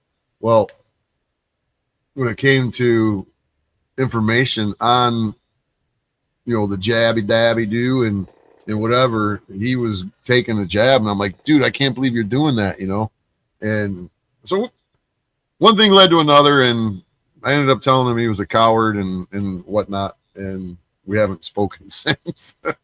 So I'd like to hook back up with him again, and it was nothing personal, not it's just, dude, yeah, you should hook back up with him. I think don't mention that. I suggest not mentioning that about what happened, but just pick up where you guys left off. If he wants to bring something up, talk about it. If not, I don't think it's a big deal mentioning it because by now everyone knows that it was a setup on both sides. No matter which position you got psyoped. So I don't think it makes a difference if we mention it or not now. Well, it's kind of water under the bridge, pretty much, yeah.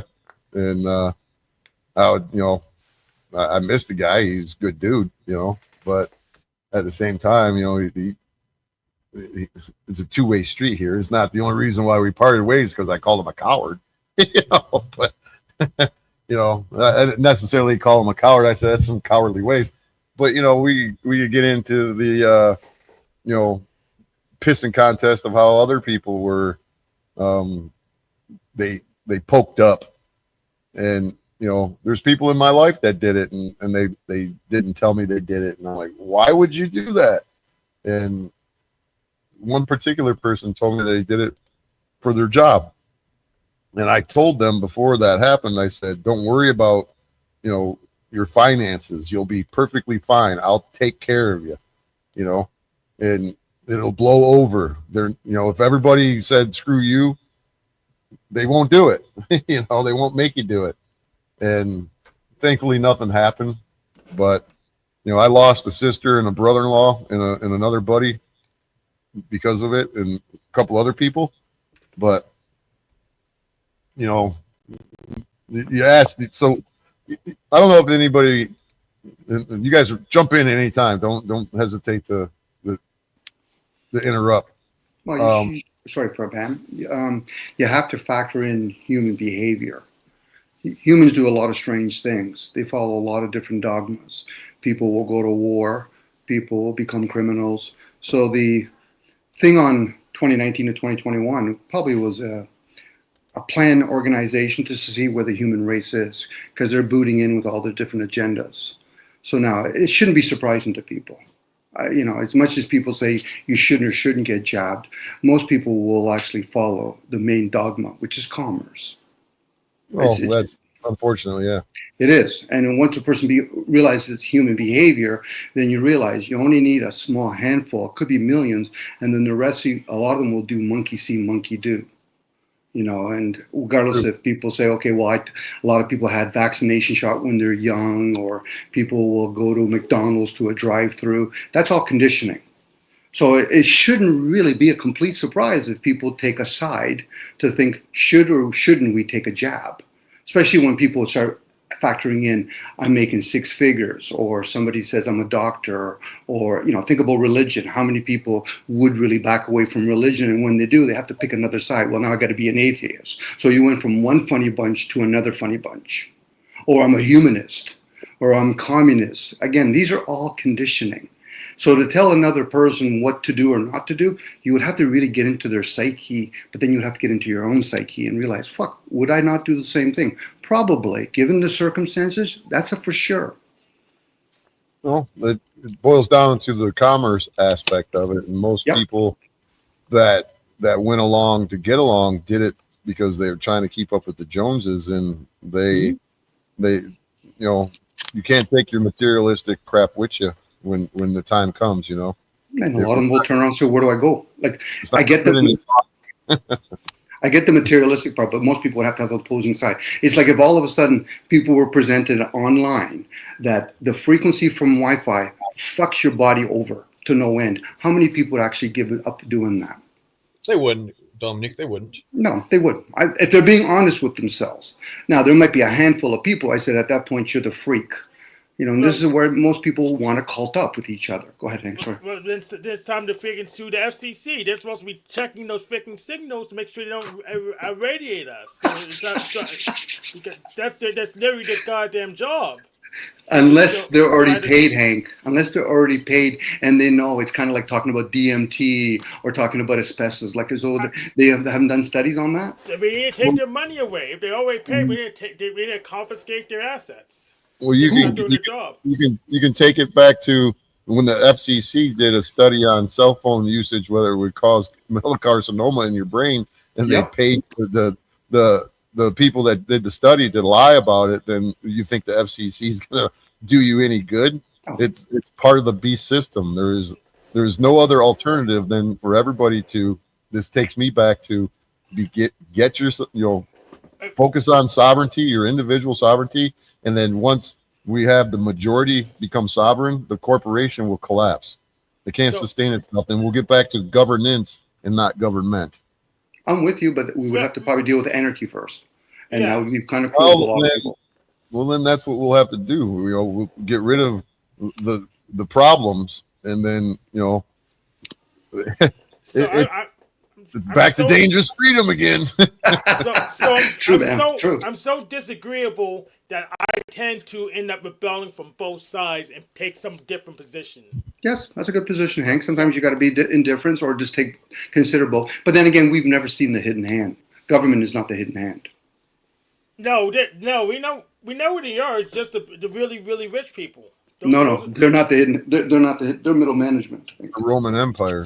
Nah, it's not even them. They have their own deities and egregores, but those ones are absent anyway. Are we talking about the 15 bloodlines?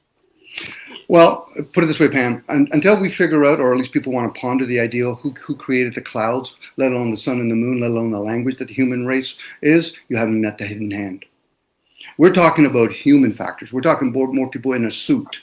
And those people could be the Rothschilds. They could be the barons, but even though that's the Rothschilds, you could talk about the. So you're just saying God did it. Well, we know God did it. He made everything. Yes, we know that already. But well, now we need King Stephen to jump in here. I have no way to contact him. He has me blocked everywhere. So yeah, King Stephen's he just blocked me recently too. So. King Stephen's a craven. You know that if you try to go say anything on his chat, he'll block you. Yeah. Yeah. And if he knows you already, he'll block you before you say anything on his chat. Yep, he's a coward. So Well, I don't understand. I never realized that he cammed up every now and again. I thought he kept his anonymity. Then I was like, damn, I wonder if he realizes his cam's on. And I said, do you realize your cam is on? And that was it. That's all I said. Oops. Well, that's that. Let me reach out to the chat here and say hello to a few people that showed up a little late. We got Verily. Thanks, appreciate you. Pink Floyd showed up. Our poll, I mentioned our poll. Daddy our poll. Let me say, I had to unblock our poll. I had blocked him before. I guess we got That Which Is in the house. What's happening? That Which Is. Good to see you guys. Thanks everybody for coming in. Appreciate it. So, it's been a long time coming to have an actual conversation with a few people here. It's kind of nice to not be sitting there talking to the wall.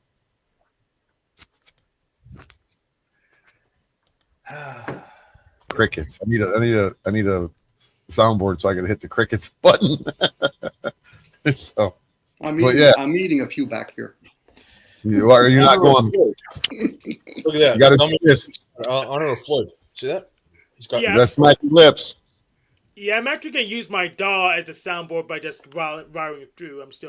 I know I'm gonna need to make some telecard clips soon from that debate that I'm still planning for. So.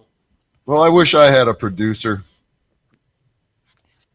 If I had a producer, I'd buy all the equipment and take. Actually, I still got a plan in mind. It's just finding the time and the willing participants to do what I'd like to do. But you know how it goes. Yep. You know how it goes. Let me see. I could I could do it like right here. Like here, watch.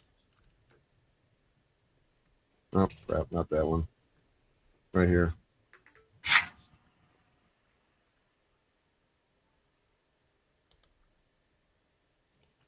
Yeah, I could do sound effects. Did you hear that? Yeah, I know. The funny thing is, I can also do sound effects if I wanted to. So pretty much, I just wire my I use my virtual wire thing to wire a audio player directly with my web browser. Then will come into as if it was through my mic. So right. Well, no, I'd like to get an actual soundboard and do it, and have all the drops ready. Just hit a button and boom, the drop is there. You know, and what I would really like to do is actually start a regular show. I won't even say show, a regular stream. I hate the word show. I would love to start a regular stream every day at the same time and make it as if it's a radio show and play music and, you know, give people the opportunity, say like if, you know, they have some stupid human trick or they have some jokes or something, and you send me a video and I'll play it. You know what I mean? Do like a whatever, do call-ins, you know, like give us a traffic report in your town, just anything and everything, and do like a regular morning radio show. Somebody will probably steal my idea, but that's okay. Well, this It's not like it's no new idea. There's probably work, but yeah, Huh? that's probably work for that. But yeah, the reason I think I would do mine through a DAW is because then I could use MIDI controls. So I could use my MIDI keyboard to control what sound, and I just load another board very easily. So Right. Well, you know, I don't know. Me, myself, and I drive for a living, or even if I was to drive to work, it's something that you wouldn't necessarily have to be there at 6 a.m. when the radio program or the broadcast starts. You can always go back and watch it. You know, no matter what time of the day you start, it could be your morning drive, you know, or even your afternoon drive, whatever it is. are you gonna be like Tarek in private to show every time you finish it because you don't want to take responsibility and accountability for things you say? I do not want to be anything like Tariq. Okay. That's not nothing like Tariq. So, but you know, if I had the right co-host and whatnot, you know, just make it like a regular show and have, you know, guests and, like I said, play music. If quit yawning, you're making me tired. Like Shadow Band, he has music, or Goblin. Where you at, Goblin? You over there watching Modern Man live? Or Modern Man lost again? But like Goblin, he's got some pretty good tunes, you know, whether, you know, people like it or not. So Hank calmed down so he could yawn. but he's got some pretty good tunes, you know. I got friends that are in the music business. You know, there's bands all over the place that would love to have their music showcased on a platform and play their video. You know what I mean? I mean, I have a whole bunch of music that I have licenses for that I just haven't been using. So I'm trying to keep up with all the stuff I already have. So Right. Well, if you do you know, most radio shows, programs, broadcasts, whatever you call it, you know, 6 a.m. to 10 a.m. It's 4 hours. You know, it could actually be something pretty cool if I had the time. You know, 4 hours a day isn't a whole lot. You know, hell, you got broadcasts that spend 8, 10, 12 hours a day. So if you had a couple of people that had a little team going, you put something together pretty cool, you know.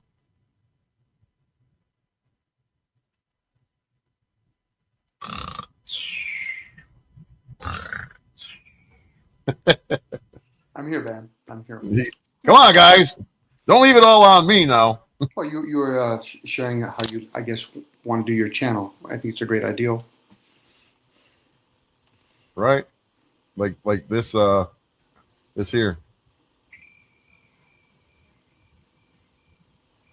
A silent retreat. Everybody's going quiet with little crickets in the background. Well, when everybody stopped talking, I can play that. You know? So, but no, it would be pretty cool if you ask me. You know, I got a couple of people in mind, but I you know, having reliable people do it. Even it doesn't have to be every day. It could be a couple times a week. You know, but having reliable individuals is the key. You know, I got a couple of people in mind, like I said, and putting it together is the hard part. And You don't have to be in the same space. One could be on one end of the country, one could be in Canada, one could be in New Zealand. You know, the beauty of the and, internet. and capturing the audience and maintaining them, that's usually the challenge for most channels. Yeah, I think it could be done. You know, Oh, if yeah. I was The beast can do it. right, if I was to, I could share the. Let me see. Let me see if I can pull it up while we're here.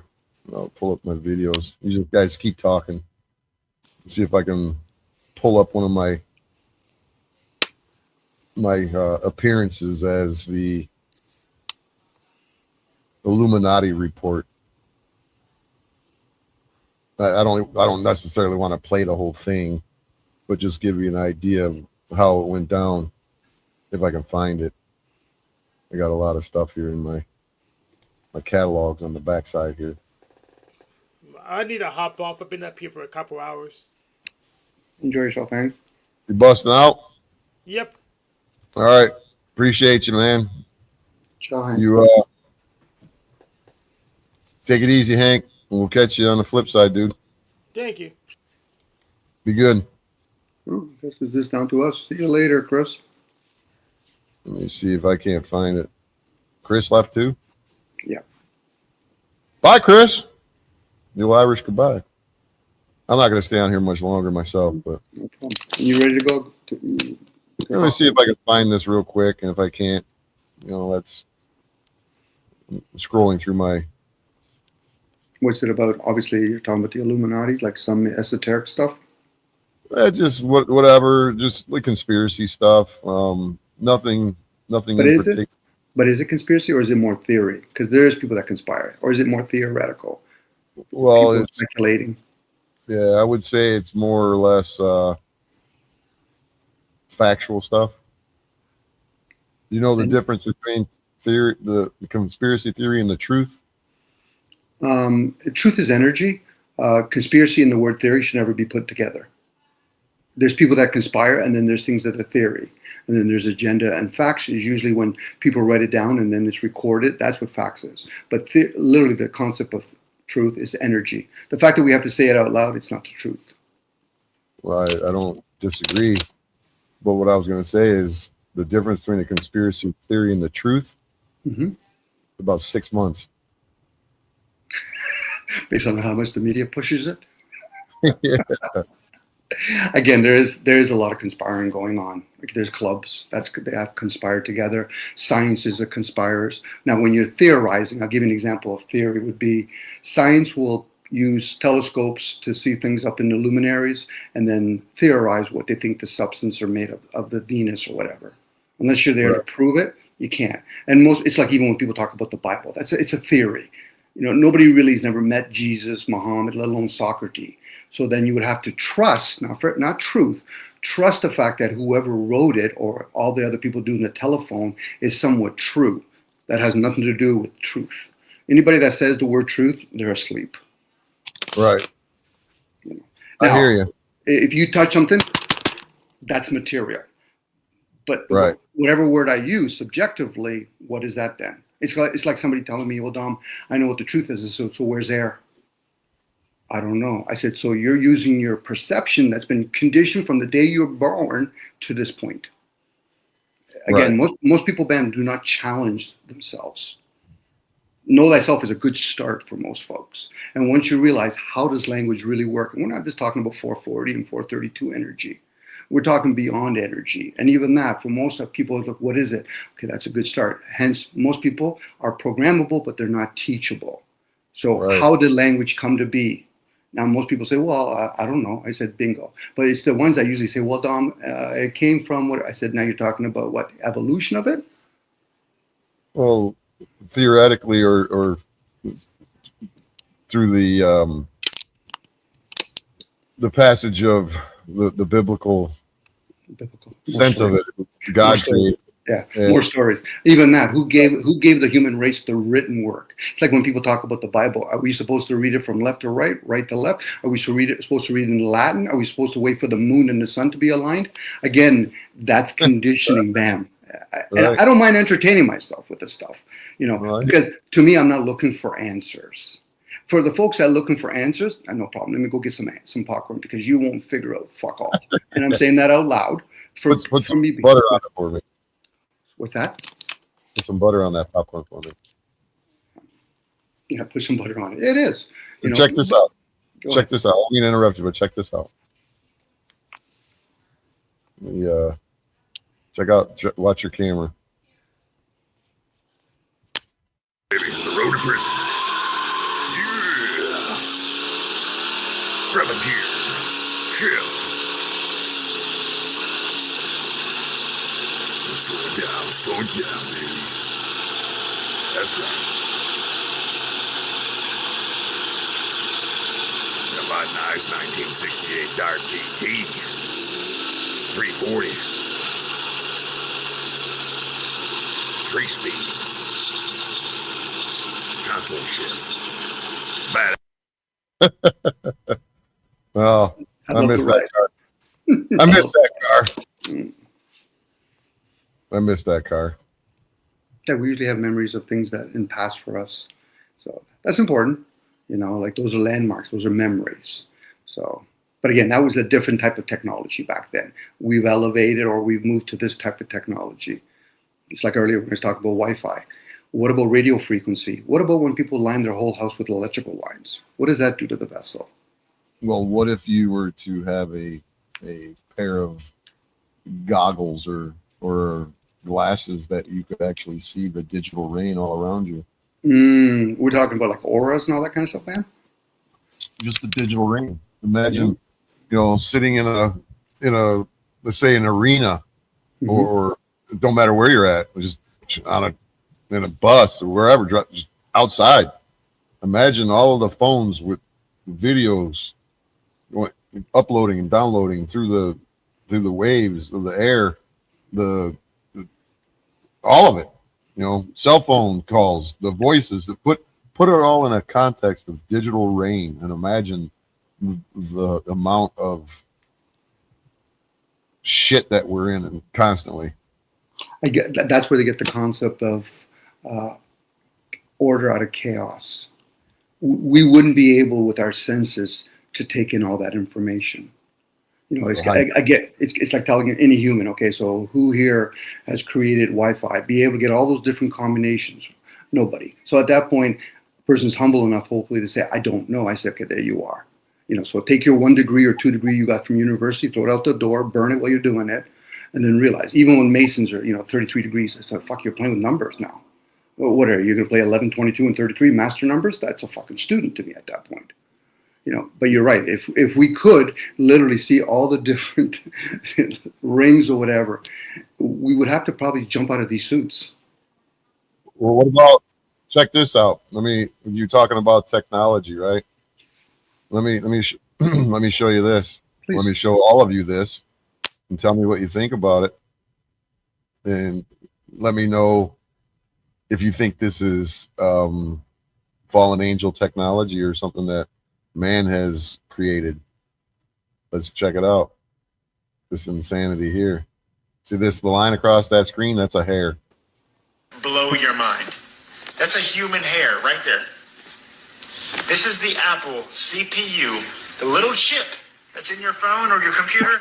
Yeah, watch it and tell me this is not fallen angel technology. I don't know what to say. Because nobody can make something like this. No, you're right. Not even a laser can shoot down that far and create something like this. Yep, just keep watching. We're going way deep. Oh yeah, we're not done yet. It goes further. Good one, Pam. I love it. Yep. And we hit the bottom, finally. This is just, it blows my mind. I can't even fathom it. I can't understand it. But that's exactly what fallen angel technology does. You can't even imagine. Well, think about the technology behind, chemical insanity. I say this all the time. When you look at, you know, compounds, Dow Chemical, you name the chemical. Where are they getting this shit from? You're just going to dig up the ground and go, oh, look at this. I got this element. Where did this shit come from? It's just insane just to fathom it, I'm with you. It's like we're the frog in the water without realizing we're in the water. Well, what about nanotechnology as far as nanobots? Everything that we've seen in the past, 6 years, it's all puzzle pieces. It's all connected.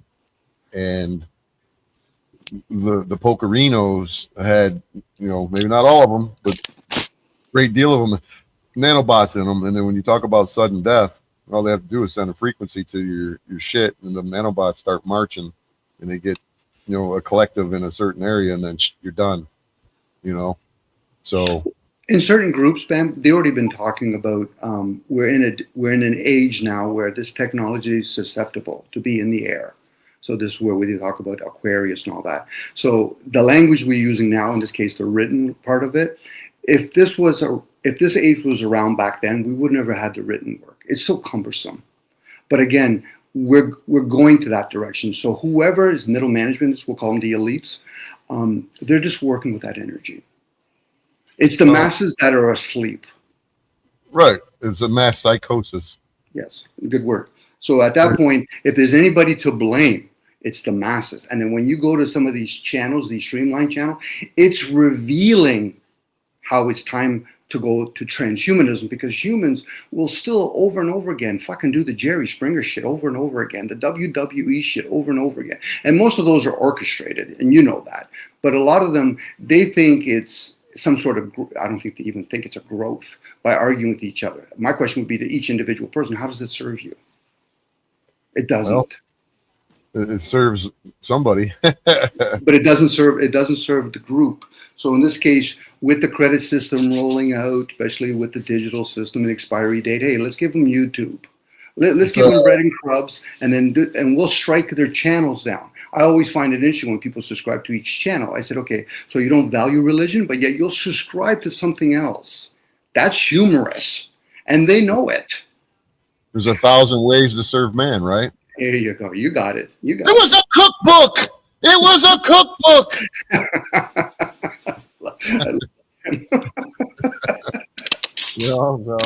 Was it a cookbook on fermenting?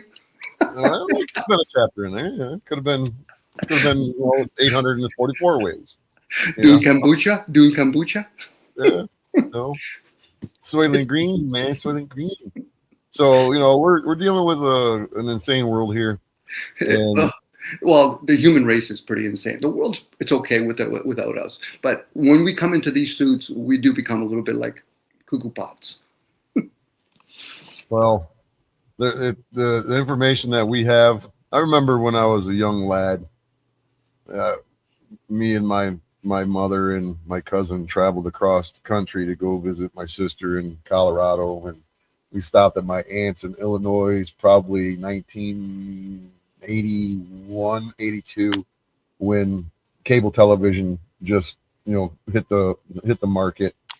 Some places had it more than other places. Well, my aunt happened to be one of the first ones that I ever known to have a Showtime or Cinemax or whatever it was, and there was a movie, and one day I'm going to find the name of that movie and watch it again. But it was a sci-fi flick, and it was based upon DNA before they called it DNA.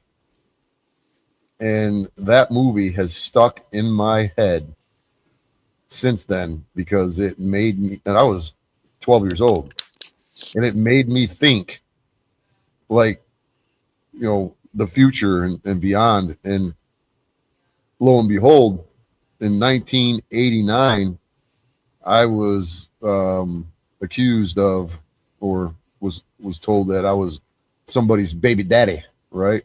And I was like, no, not my baby daddy. That ain't my baby mama. And we ended up getting a DNA test. I was probably one of the first people that I ever know to have a DNA test done to prove parenthood. And so that was in 1989. That DNA was used in a situation for me. So that movie was probably made in 76, 77, somewhere around there, maybe 78 at the latest. And like I said, it made my mind go to places that I never thought that my mind could ever go. And DNA, I guess my point is that DNA has been around much, much longer than they've revealed to the masses, you know. Mhm. They've been gathering our DNA for a long time. And I believe in my heart of hearts that they know who the troublemakers are, or the ones that are not going to go along to get along, and they'll fucking target your ass. You think so? Yeah, Okay. Well, I'm just asking. yeah. I think that there may be something to it. Do I have any proof? No. Do I base my opinion on experience? Oh yeah. So, you know, it's the same thing when I don't know if they did it in Canada. I don't know how old you are. I'm 57. During the 70s and 80s, I know that they would come into school, you know, or, you know, you would be tested, you know, academically, and you know, they would do hearing tests and just all kinds of weird tests. And it's kind of like recruiting for certain things, I would think so. Yeah. or to find out, you know, you got every child in the country right here in a building. You can go and examine them all and find out information about them that they don't want you to know, as far as the parents are concerned, and they can get it without anybody's permission. So I believe that that's the starting point of a lot of the evil, you know. So Oh, we've been crossbred, Bam. You know, like when they talk about the fallen ones and they talk about demons, that's the human race. It's been crossbred. That's why we're called beings in the human form. So now, when I was asking earlier, just a minute ago, when I said, "Do you think so?" It's like you being a card reader at a poker establishment. They want to find out who you are so they can recruit you, or at least give you the option to be recruited. It's like people that, you know, online that do astrology or horoscopes.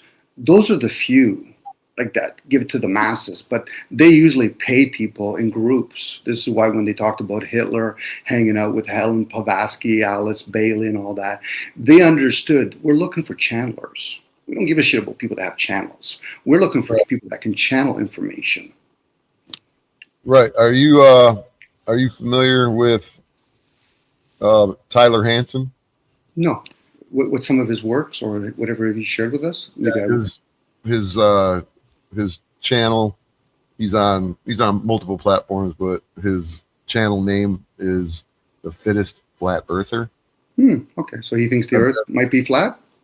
Yeah, that's part of his shtick, but that's not all of what he does. This guy, he does. Let me show you this real quick. Please. He's onto something. Or he might be on something, but go ahead. Well, he's on to something. He could be. I find both that speculate about the globe and the flat. That's kind of like the glass half full, half empty. Both parties are being distracted. But anyway, carry on. Here, let me play this real quick for you. My premium account will be set up again. Which was all right. Here let me play it. Sometimes he's spot on. Sometimes he's a little off, but most of the time he's pretty good. And I'm not necessarily sure if I agree with everything he does, but for the most part, he's got something. He's got some real shit going on here. Or you could Check do this like, go ahead. There you go. Taylor Andrew Tate. Swift. wonder why she's covering one eye. Andrew Tate. Taylor Swift. Ooh, exposed. Andrew Tate. Anton LaVey. Anton LaVey. Anton LaVey's daughter. Anton LaVey's daughter? Taylor Swift. Taylor Swift. Anton LaVey's daughter. Anton LaVey's daughter. Taylor Swift. Down to the exact eye angle and eyebrow angle. And I know what you're thinking, but it's not that. And it's definitely not clones, people. Clones don't exist. They just told you they do, so you don't. He's coming up with a new theory that is vampires. Could be. Well, there's a lot of valued people that understand, the ones that are Realize capable to something consume about blood. these people. That's why they cloned a sheep first. To say the sheeple will believe anything we shove down their throat with Jurassic Park, with Multiplicity, with they clone Tyrone, with the Clone Wars. If you Propaganda. And this if you've is been paying attention to the conspiracy world, there's been a lot of talk way back in the day before this guy even come on scene that Morgan Freeman was Jimi Hendrix and but propaganda. and No, this is something Several other entirely people. different. So different that you won't believe it. Like, Notice he matches perfectly that bald skull, those eyebrows. just look at this though. How could you say that that's Well, they've done studies. Sorry, Ben. Beard and mustache. You know what? it's pretty damn close to being almost it's the fittest flat earther, Venus. And I guess Pam was going to say, they've done studies already. There's only like about 500 different types of humans that look a certain way. So you might see somebody that might look like you that's Indian or Chinese. So it's not really about cloning. Human race, what they do is they call a thing called reproduction. They don't create. So now at this point, picking out somebody that lived in the 100 years ago, there's going to be people that look very similar today. It's kind of like humans that photocopy things. So he's not really introducing anything new right now. He's probably the Mandela guy, as far as I'm concerned. These guys are asleep. They're not aware of who gives a shit about the fucking human form. It's there for only about 80 or 90 years. What's the energy that's in that human? This is where people talk about spiritual stuff. The material part, I get it, flesh and blood. Okay, people spend way too much time worrying about the color of their skin. First of all, humans aren't black or white, but they'll play that game. That's how you show people that they're asleep. That's kind of like, say, jab or not jab, black or white, agree or disagree. Play the duality game. That's the distraction. well, that's the thing is it a distraction? If it's not, I don't know. I can't. You're being honest. I can't say for sure.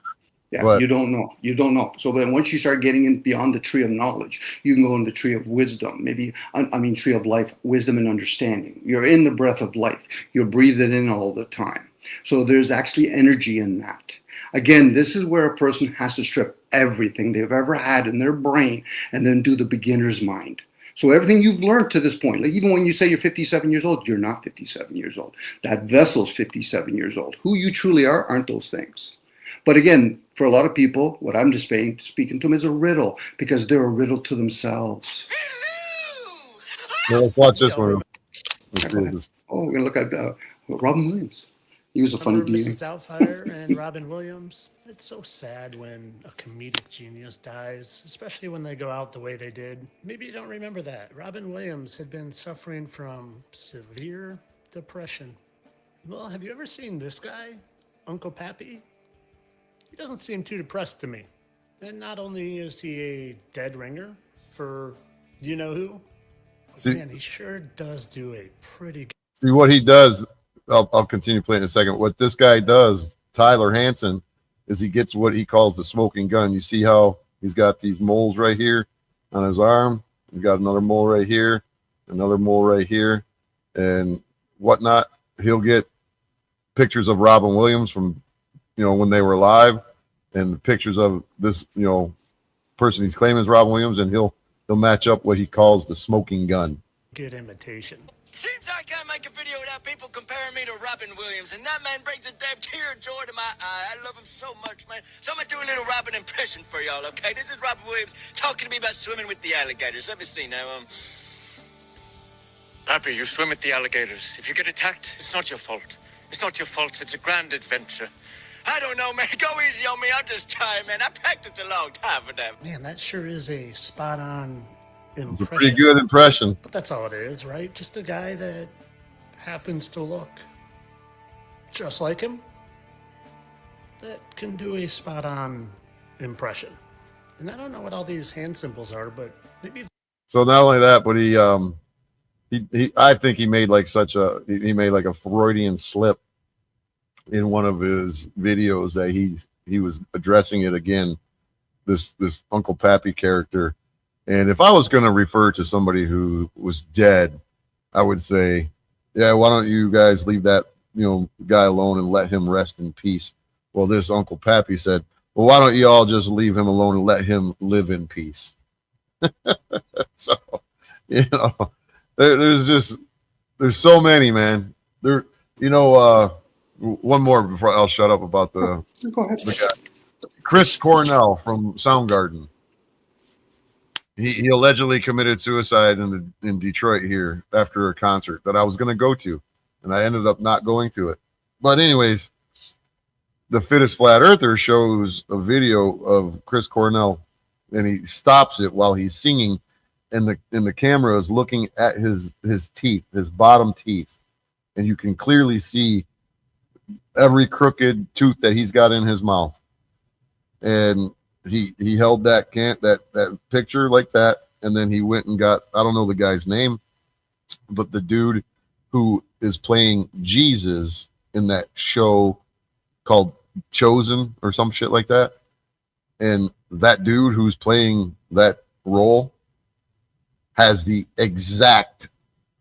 literally exact same bottom teeth. And he overlays them and they match up perfectly. And he says that's Chris Cornell. Here's one, Bam. The folks that are earthers and globalists, have any of them gone high enough to prove it one way or the other? No. So when they actually have their debates, well, not that I know of. Okay. Well, but that's the thing. That's the whole thing. Not what we know.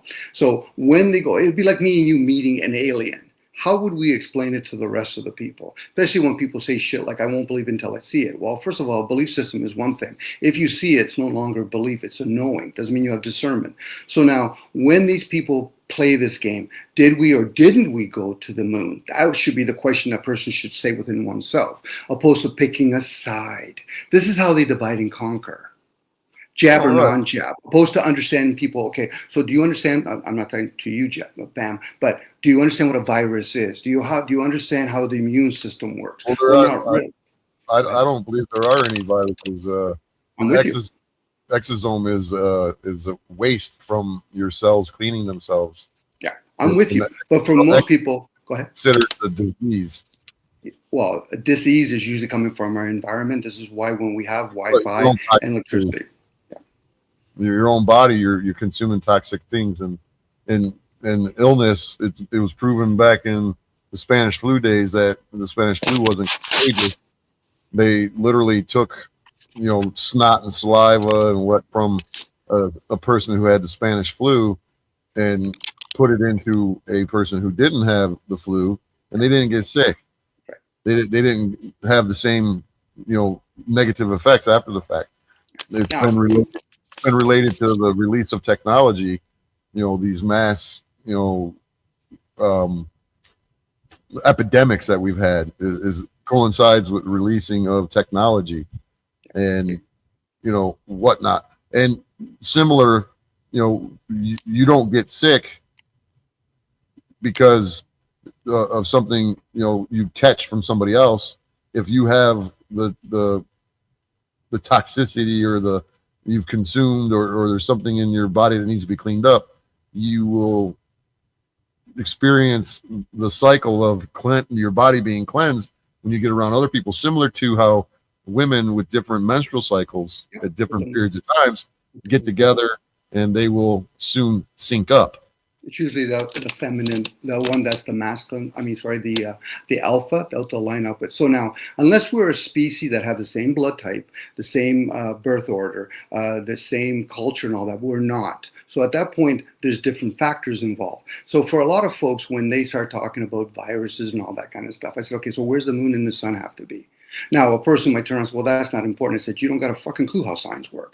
Farmers used to use that stuff, and they still do. Same with hunters. Same with people, actually, when they're playing with liquids, whether they're consuming gold, blood, urine, whatever. And when you start talking about fasting, you start talking about parasites. There's a shitload of information, and we can share.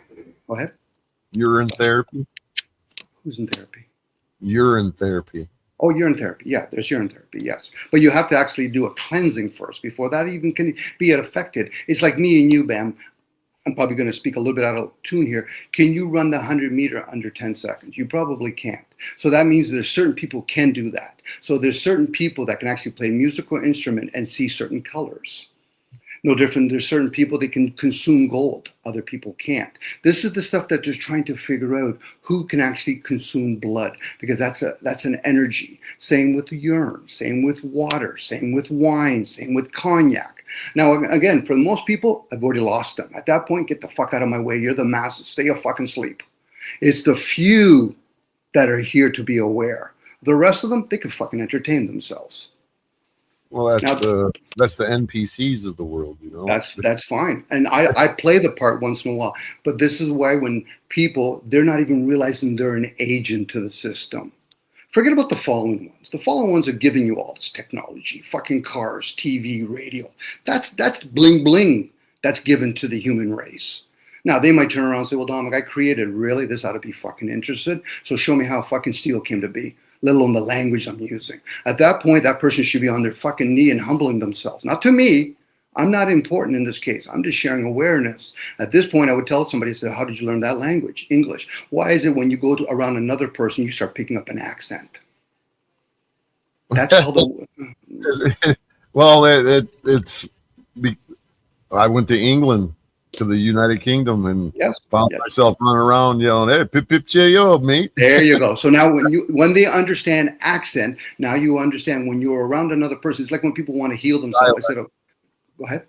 Dialect.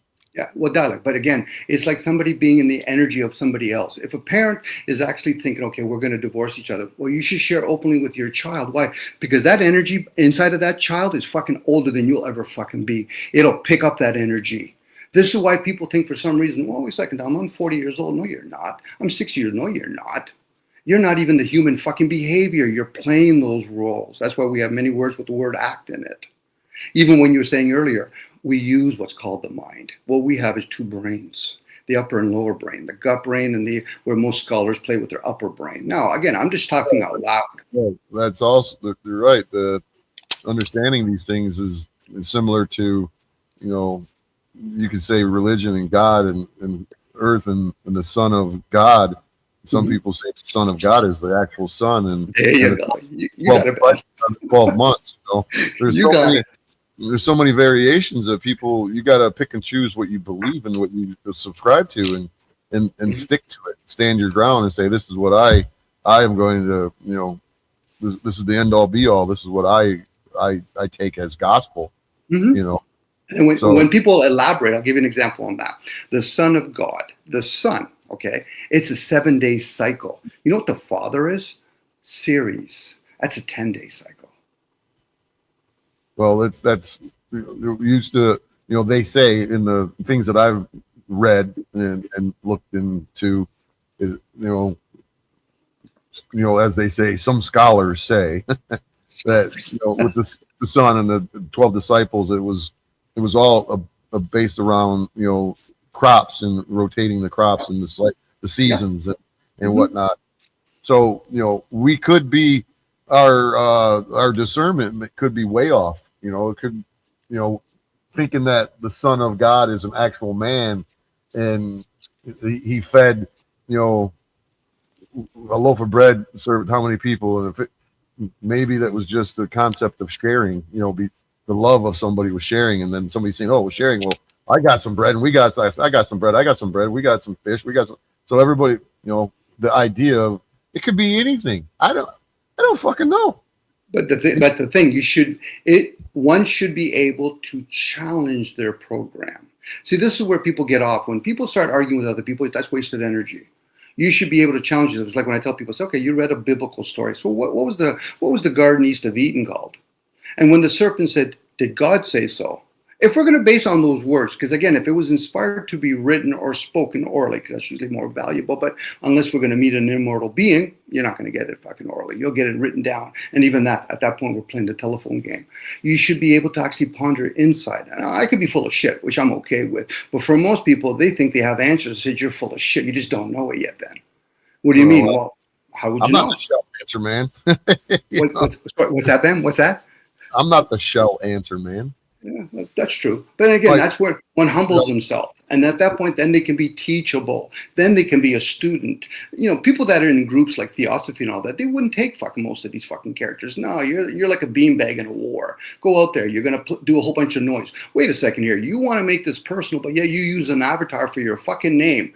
That's what I tell people. I said, so who are you then? You're not even willing to put your fucking neck on the line, but yet, hey, wait a second, but they'll say shit like, yeah, but I don't want nobody to know who I am. I said, fucking YouTube knows who the fuck you are. Why can't you share with other people? See, unless people start becoming honest, they're full of shit. And then they'll say we're like the truth. I said, now you're even more full of shit, unless you know all your deceptions. Now, this is just me yip-yapping a little bit, Bam. I find it's pure fucking giggles and kicks with most people. But they're not willing to challenge themselves, but yet they'll challenge somebody else and said, no, get a fucking number. I've ripped a hole in myself many times and then fucking patch myself up and then rip another hole in myself just for fucking pure giggles and kicks. Well, that's what, most people believe that the beauty of the internet or the space is that's what it's for. Just to date themselves? My impression of this space is to learn, is to expand and to open my mind and be a part of more than what I know. I crave information. If information was water, I'm dying of thirst all the time.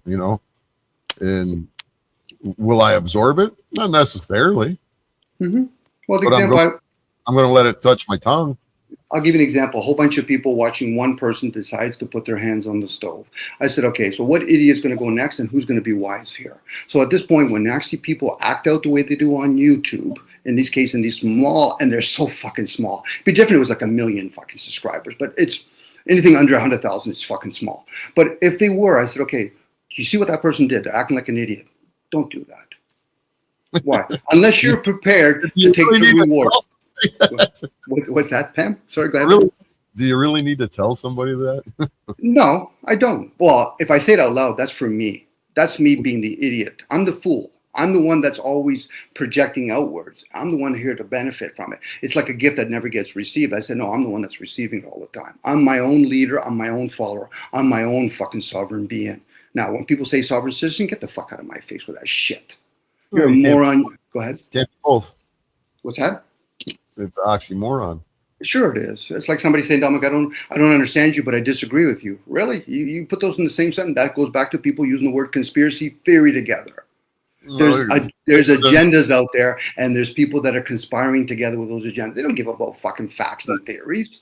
It was no different than me saying I got a cat dog. Check this cat dog out. Look at this little cute little animal. You got a cat dog? I got a cat dog.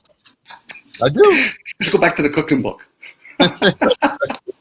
I really enjoy sharing with you, Pam. I got a sense you're quite aware, actually. And by the way, my vessel's 60. Oh, okay. All right. So you're right up. I'm catching up to you.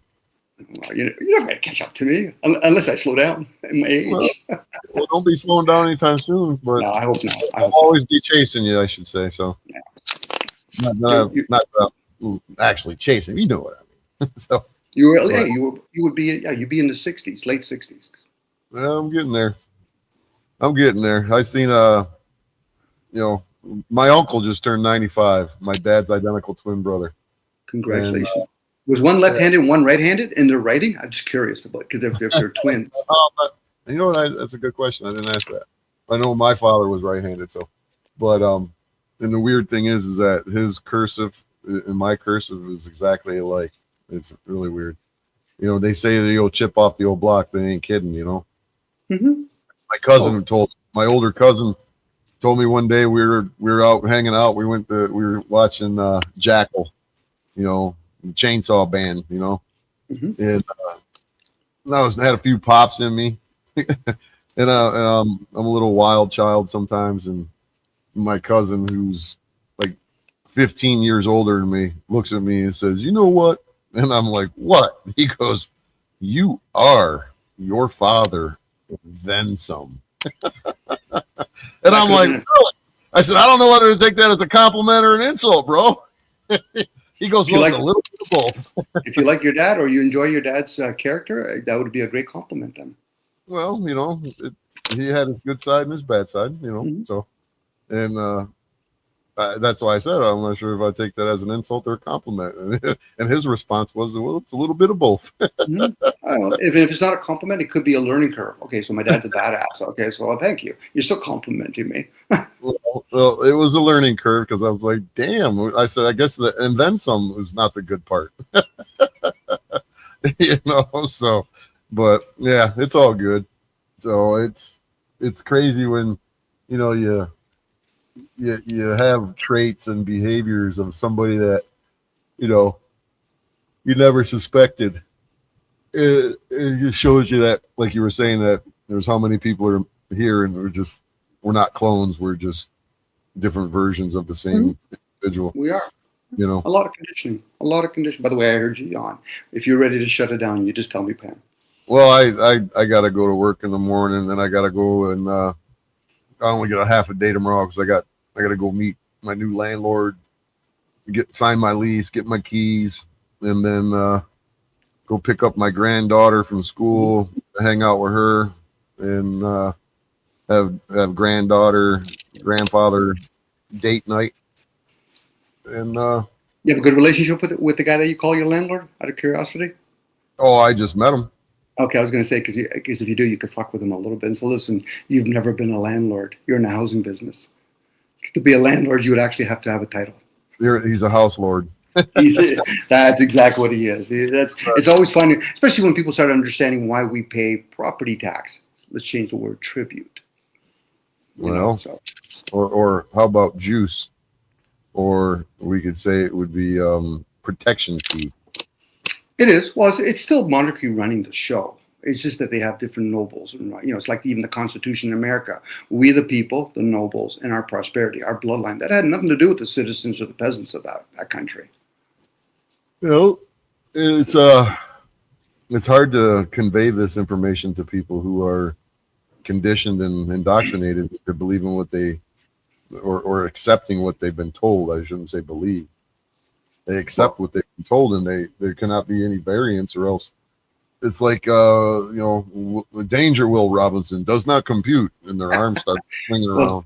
Unfortunately, they've been programmed, and one of the programs in them that they feel as though they have to take a side. No, you almost have to be indifferent when you're getting this information. That's why when people use chakras, make it noteworthy. What note is it? See, but when people come in, they've already prejudged. This is why I don't value when people say to me, "Dom, right or wrong." I say, "Get the fuck out of my face." I agree or disagree. Get the fuck out of my face. How would you agree or disagree with my point of view? The eye of the beholder. Plato's cave. You can't. I'm seeing the sunset. Somebody said, "Well, Dom, I'm seeing it too." I said, "Really? So where do you see the word sun, let alone set?" I'm seeing it through my views. What I can do is share with you, and you could hear it. Now, if it resonates with you, we're talking about the body now. This is where people understand body consciousness. But for most folks, what they do, they reveal themselves. I said, okay, so I'm with the sleeper. And they're not even asleep when they go to sleep in the sleep state. So they're asleep consciously. This is why it's called consciously ignorant. Most people in an age of information will be informed, but they'll be very ignorant about that information. Cognitive dissonance. Yeah, it's cognitive dissonance. You should be able to have many different ideals at any given moment. But for most people, they can't even handle the half glass, half full, half empty. They're not asking. The glass half full, half empty. You can take it. Anything is. You got to two sides to every coin, but then there's the edge. And you got to look at the edge as well. Yeah. And what happens when somebody tells you, goes, "Can I talk about the table that the coin's going to fall on?" Right. Well, I got a real problem with. I heard it again today. I forget where I heard it at. It was in somebody's live stream somewhere where they were talking about Romans 13, and they continue to, in my opinion, misinterpret the scripture. It's, you must obey government and the rule of law, and those who resist will face judgment. I don't understand, or I hate the word understand. I don't comprehend how they could misconstrue that simple scripture. Well, you would have to ask them, have you meditated on that first? If you haven't meditated, meditate just means to listen inwards to something. What they do is they're going to regurgitate the fact that, well done. You've learned how to fucking read a book. Wow, that's an amazing accomplishment. Now get the fuck out of here. Now, I only say that out loud to see if they're even emotionally developed. Because people will get triggered, and their trigger usually doesn't come because I've insulted them. The trigger comes because I say shit, oh, well done, you're like a fucking lapdog. Why the fuck would I be reading Roman? And if I do, what the fuck? That's just another scripture. It's another story. How does it serve humanity to read a fucking book? Well, I think what it's is it next? Advice. It's giving us advice. Well, okay, so love thy neighbor. That's a good one. Okay, but if you've never lived outside in the conscious state, who's your neighbor? It's within oneself. But I get it. Most people say, yeah, but Jesus, I don't want to hear about fucking Jesus or Socrates. What's the teachings? What's the value? Because that's the only thing you can do discernment to. But for a lot of folks, they think, well, I read the Genesis. That's fucking nice. What about Revelation? Did you read that too? Did you read it backwards, upside down? How the fuck did you read it? Did you fast for 30 or 40 days before you read that fucking book? If you haven't, you haven't done fuck all yet. Now, they might get all upset. I said, okay, so then they'll make it about me. I said, there you go. There's the self-absorbed person I want to hear out of you. But yeah, you're making it about me. Who the fuck am I to you? Nobody. I'm insignificant. This is why when I find it interesting when people fight with each other, I'm like, why the fuck are you fighting with each other? You don't even embrace each other. If you're going to be truly my friend, you better fucking be prepared to be my enemy. And even that, get in line, because I'm my own enemy first. Well, how to like on the same aspect, how the hell are you going to try to stop, wars and bring peace when you can't even stop a peaceful argument amongst your own peers on a simple platform? Well, I'll give you an insight on how to stop wars. Okay, I'll give you an insight. Peace means silent, and if you're going to stop wars, first of all, you got to be in a state of silence, and then you have to revolt from within. And if you can't do that, that external world that most people never live outside. When we see things, we see it through the eye of the beholder. You see things like an object that you call a tree, or you call something an ocean. But where's the language we're using? It's not there. And now I could use different dialects. I can use different other languages. Senses are languages. Numbers is a language. Colors is a number. Who gave us all this technology? It surely wasn't the human race. The human race is just one step ahead of a fucking giraffe. And even that, a giraffe doesn't create a bridge. So how the fuck did the human race come today? To know that stuff. That is somebody challenging themselves. Now, they might make it all personal. Dom, you made it all about me. I said, I don't give a shit about you. I don't live in your vessel. That's your responsibility. And if people can't be responsible for themselves, then they can't be accountable for themselves. That is why they want government. And if they don't want government, they want fucking state. If they don't want, which is the same thing, my apologies. If they don't want that, they want religion. If they don't want that, they want to change fucking Federal Reserve, which I'm okay with. I don't mind playing the game, but I'm not attached to it. Be in the world, be in the vessel, but not of it. Right. But again, that takes me to the state. That takes me to sovereignty. It takes me. I'll be here, but I don't have to be a part of it. That's right. I'll manage myself, and I don't need anybody to tell me how to live. But they'll try to drag us in by getting into these aimless fucking conversations with these people. When people argue with each other, I'm like, what the fuck are you doing with each other? I do that with myself. Well, I won't disagree. I was many times caught myself arguing with myself. You can see me right now. My head's going to the left, and I say, "Oh, you're an idiot." And I go to the right. I say, "No, you're not." No, yes, you are. No, I'm not. Yes, you are. No, I'm not. Your personalities are fighting each other. It's a good fight. I argue with myself as long as I don't fucking give me the wrong answer. I'm happy either way, Sure. So, excuse me, but it is. Excuse me. There's a fine line between discernment, understanding, and shutting the fuck up and just accepting things the way they are. And, I don't know, man. People are really weird.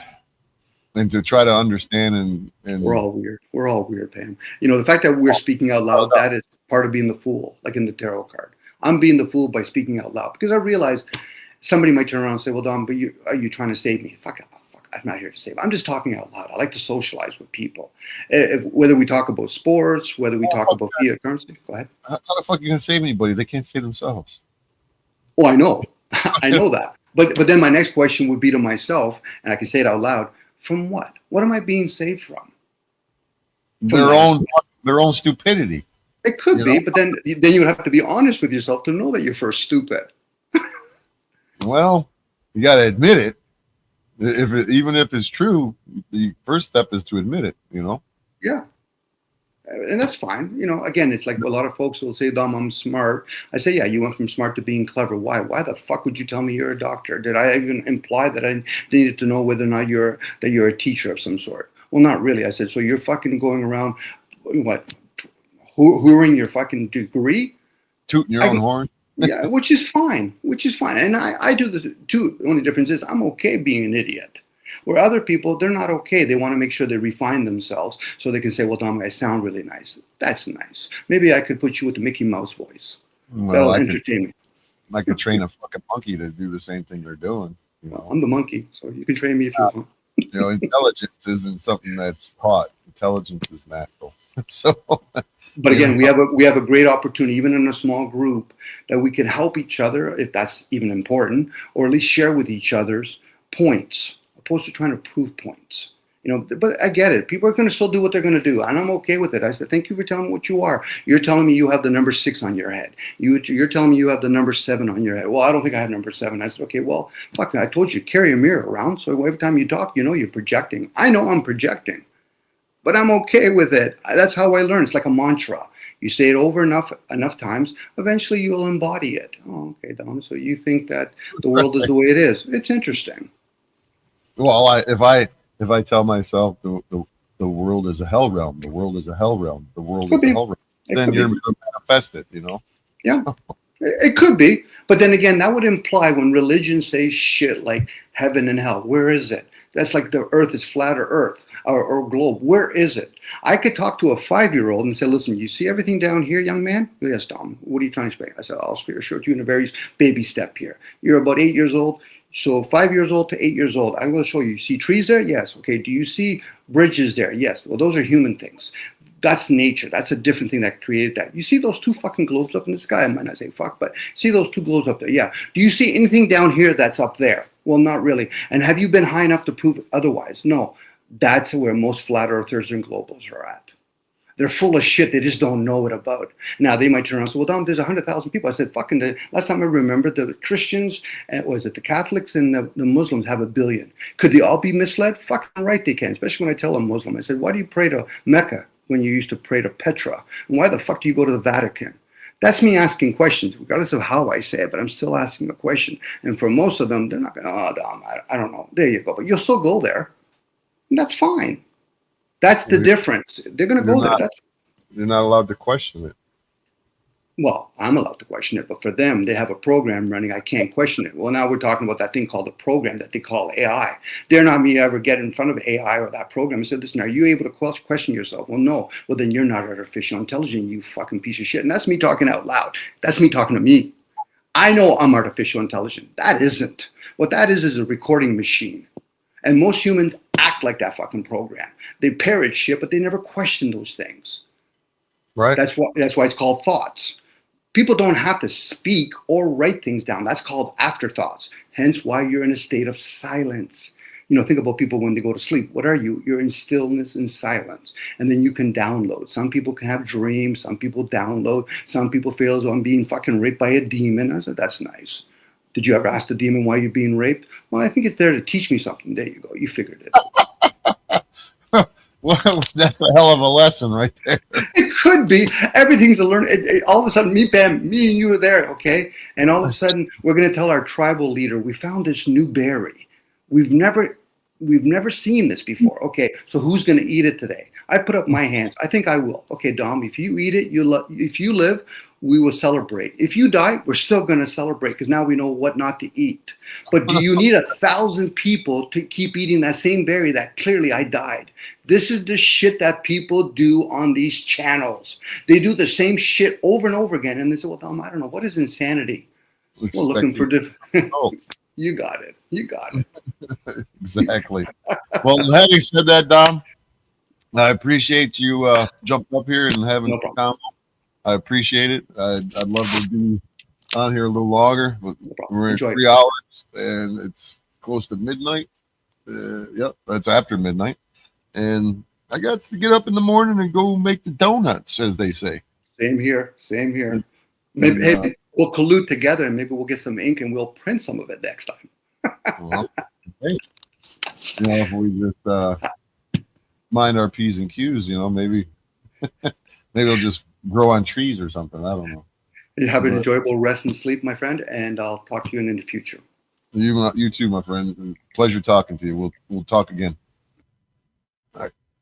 So, well, ladies and gentlemen, there you have it. One of the first streams of Bad Apple Media where I wasn't talking to myself for the majority of the night. And hopefully you all enjoyed that. And maybe there'll be more where that came from. But I am going to say that I'm a little disappointed in you Panelverse members, you panelists. You're all up in the panels everywhere else, but you can't give a little bad old Apple Media a little bit of your time. That's all right. Silence is deafening. If a picture is worth 1,000 words. So are they watching, checking to see if I was going to yell and scream at them? You know, when somebody tells a fable, a story about another person, it's just a story or a fable or even a lie. It's just that. But if you tell that same story, that fable or that lie 100 times, it becomes the truth. And especially if you want to believe in that story or that fable or in that lie, you'll accept it, adopt it, and manifest it, and it'll be what it is. And so I'm well aware that I'm an aggressive individual when I'm roaming the chatterboxes around town. But hey, I was always that loudmouth little asshole.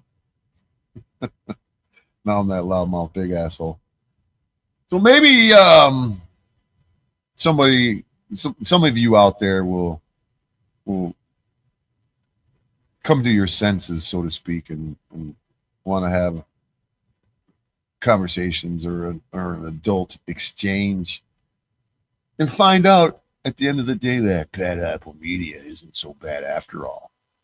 But you know, it is what it is.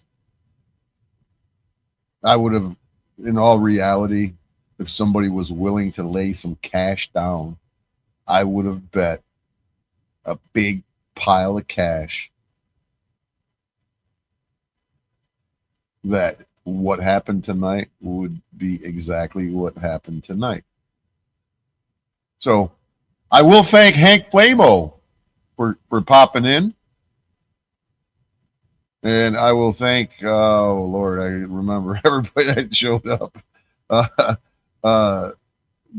Dominico, if I'm even saying his name right. Oh shit. Who the hell else showed up in here?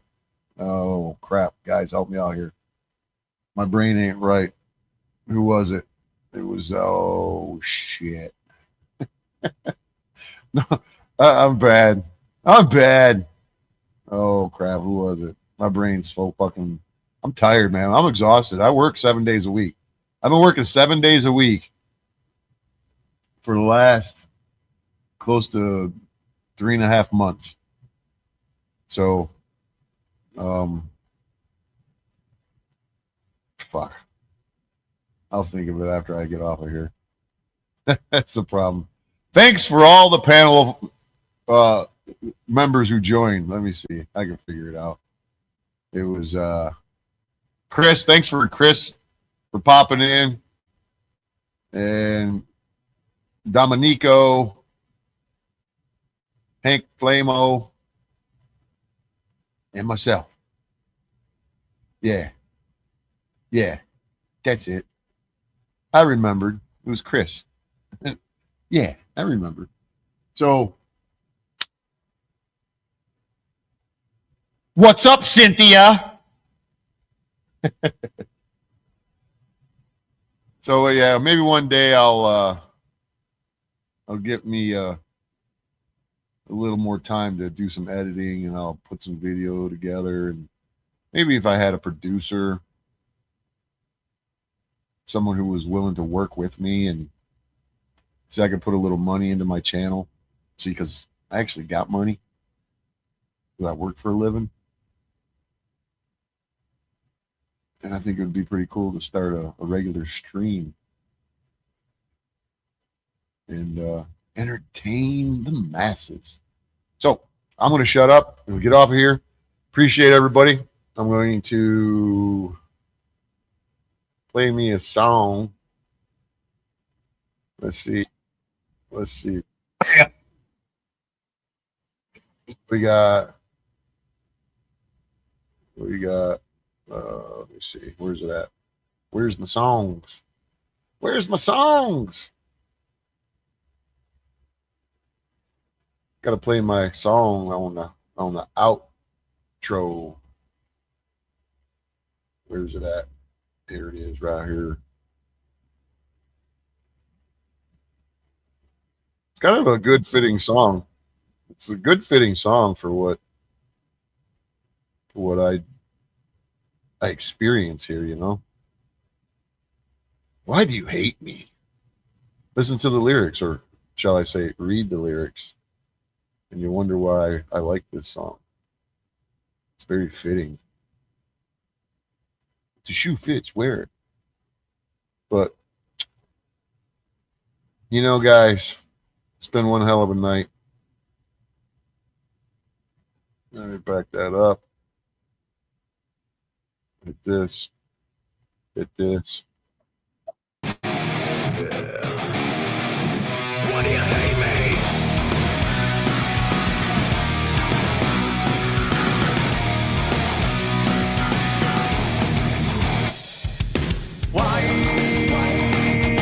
Why can't I stand and walk away?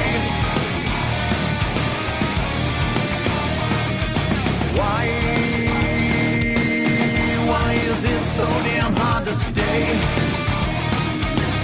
I was sick because I got something to say. And I'm so sick of all your problems lately. You need your drama so you keep me around. If things ain't getting any better anytime soon, I'm sick and tired of being pushed around. So I keep waiting for the storm to save me when everybody wants to shut me down. And I ain't hearing one word you gotta say to me. Right now I'm trying to figure you out. You bring me down. Every time I turn around and I ask you why. Why do you hate me?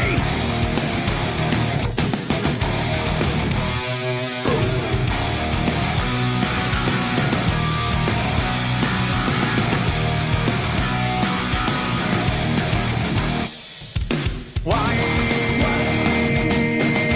do you try changing who I am? Now why can't I make you understand? Now understand that you always about to come to an end. No one ever gave a fuck until right now. When they're all like I'm giving it up. Fuck deal, I've been giving everything I ever had to give. Right now I'm just not giving a fuck. So what? So I keep waiting for the storm to say what? If you can bet I'm getting sick of your lies. Well, I ain't now wrong what you gotta say to me. Now why should I even try? You bring me down. Every time I turn around and I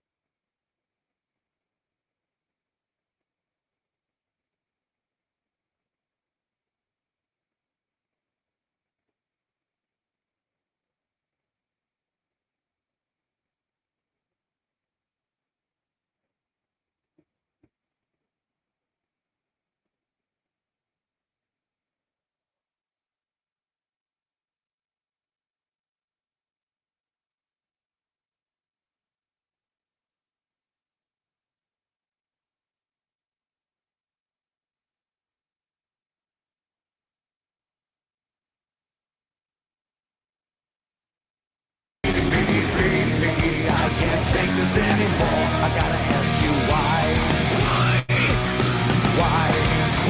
Why do you drag me down every time I turn around? And I ask you why. Why do you hate me?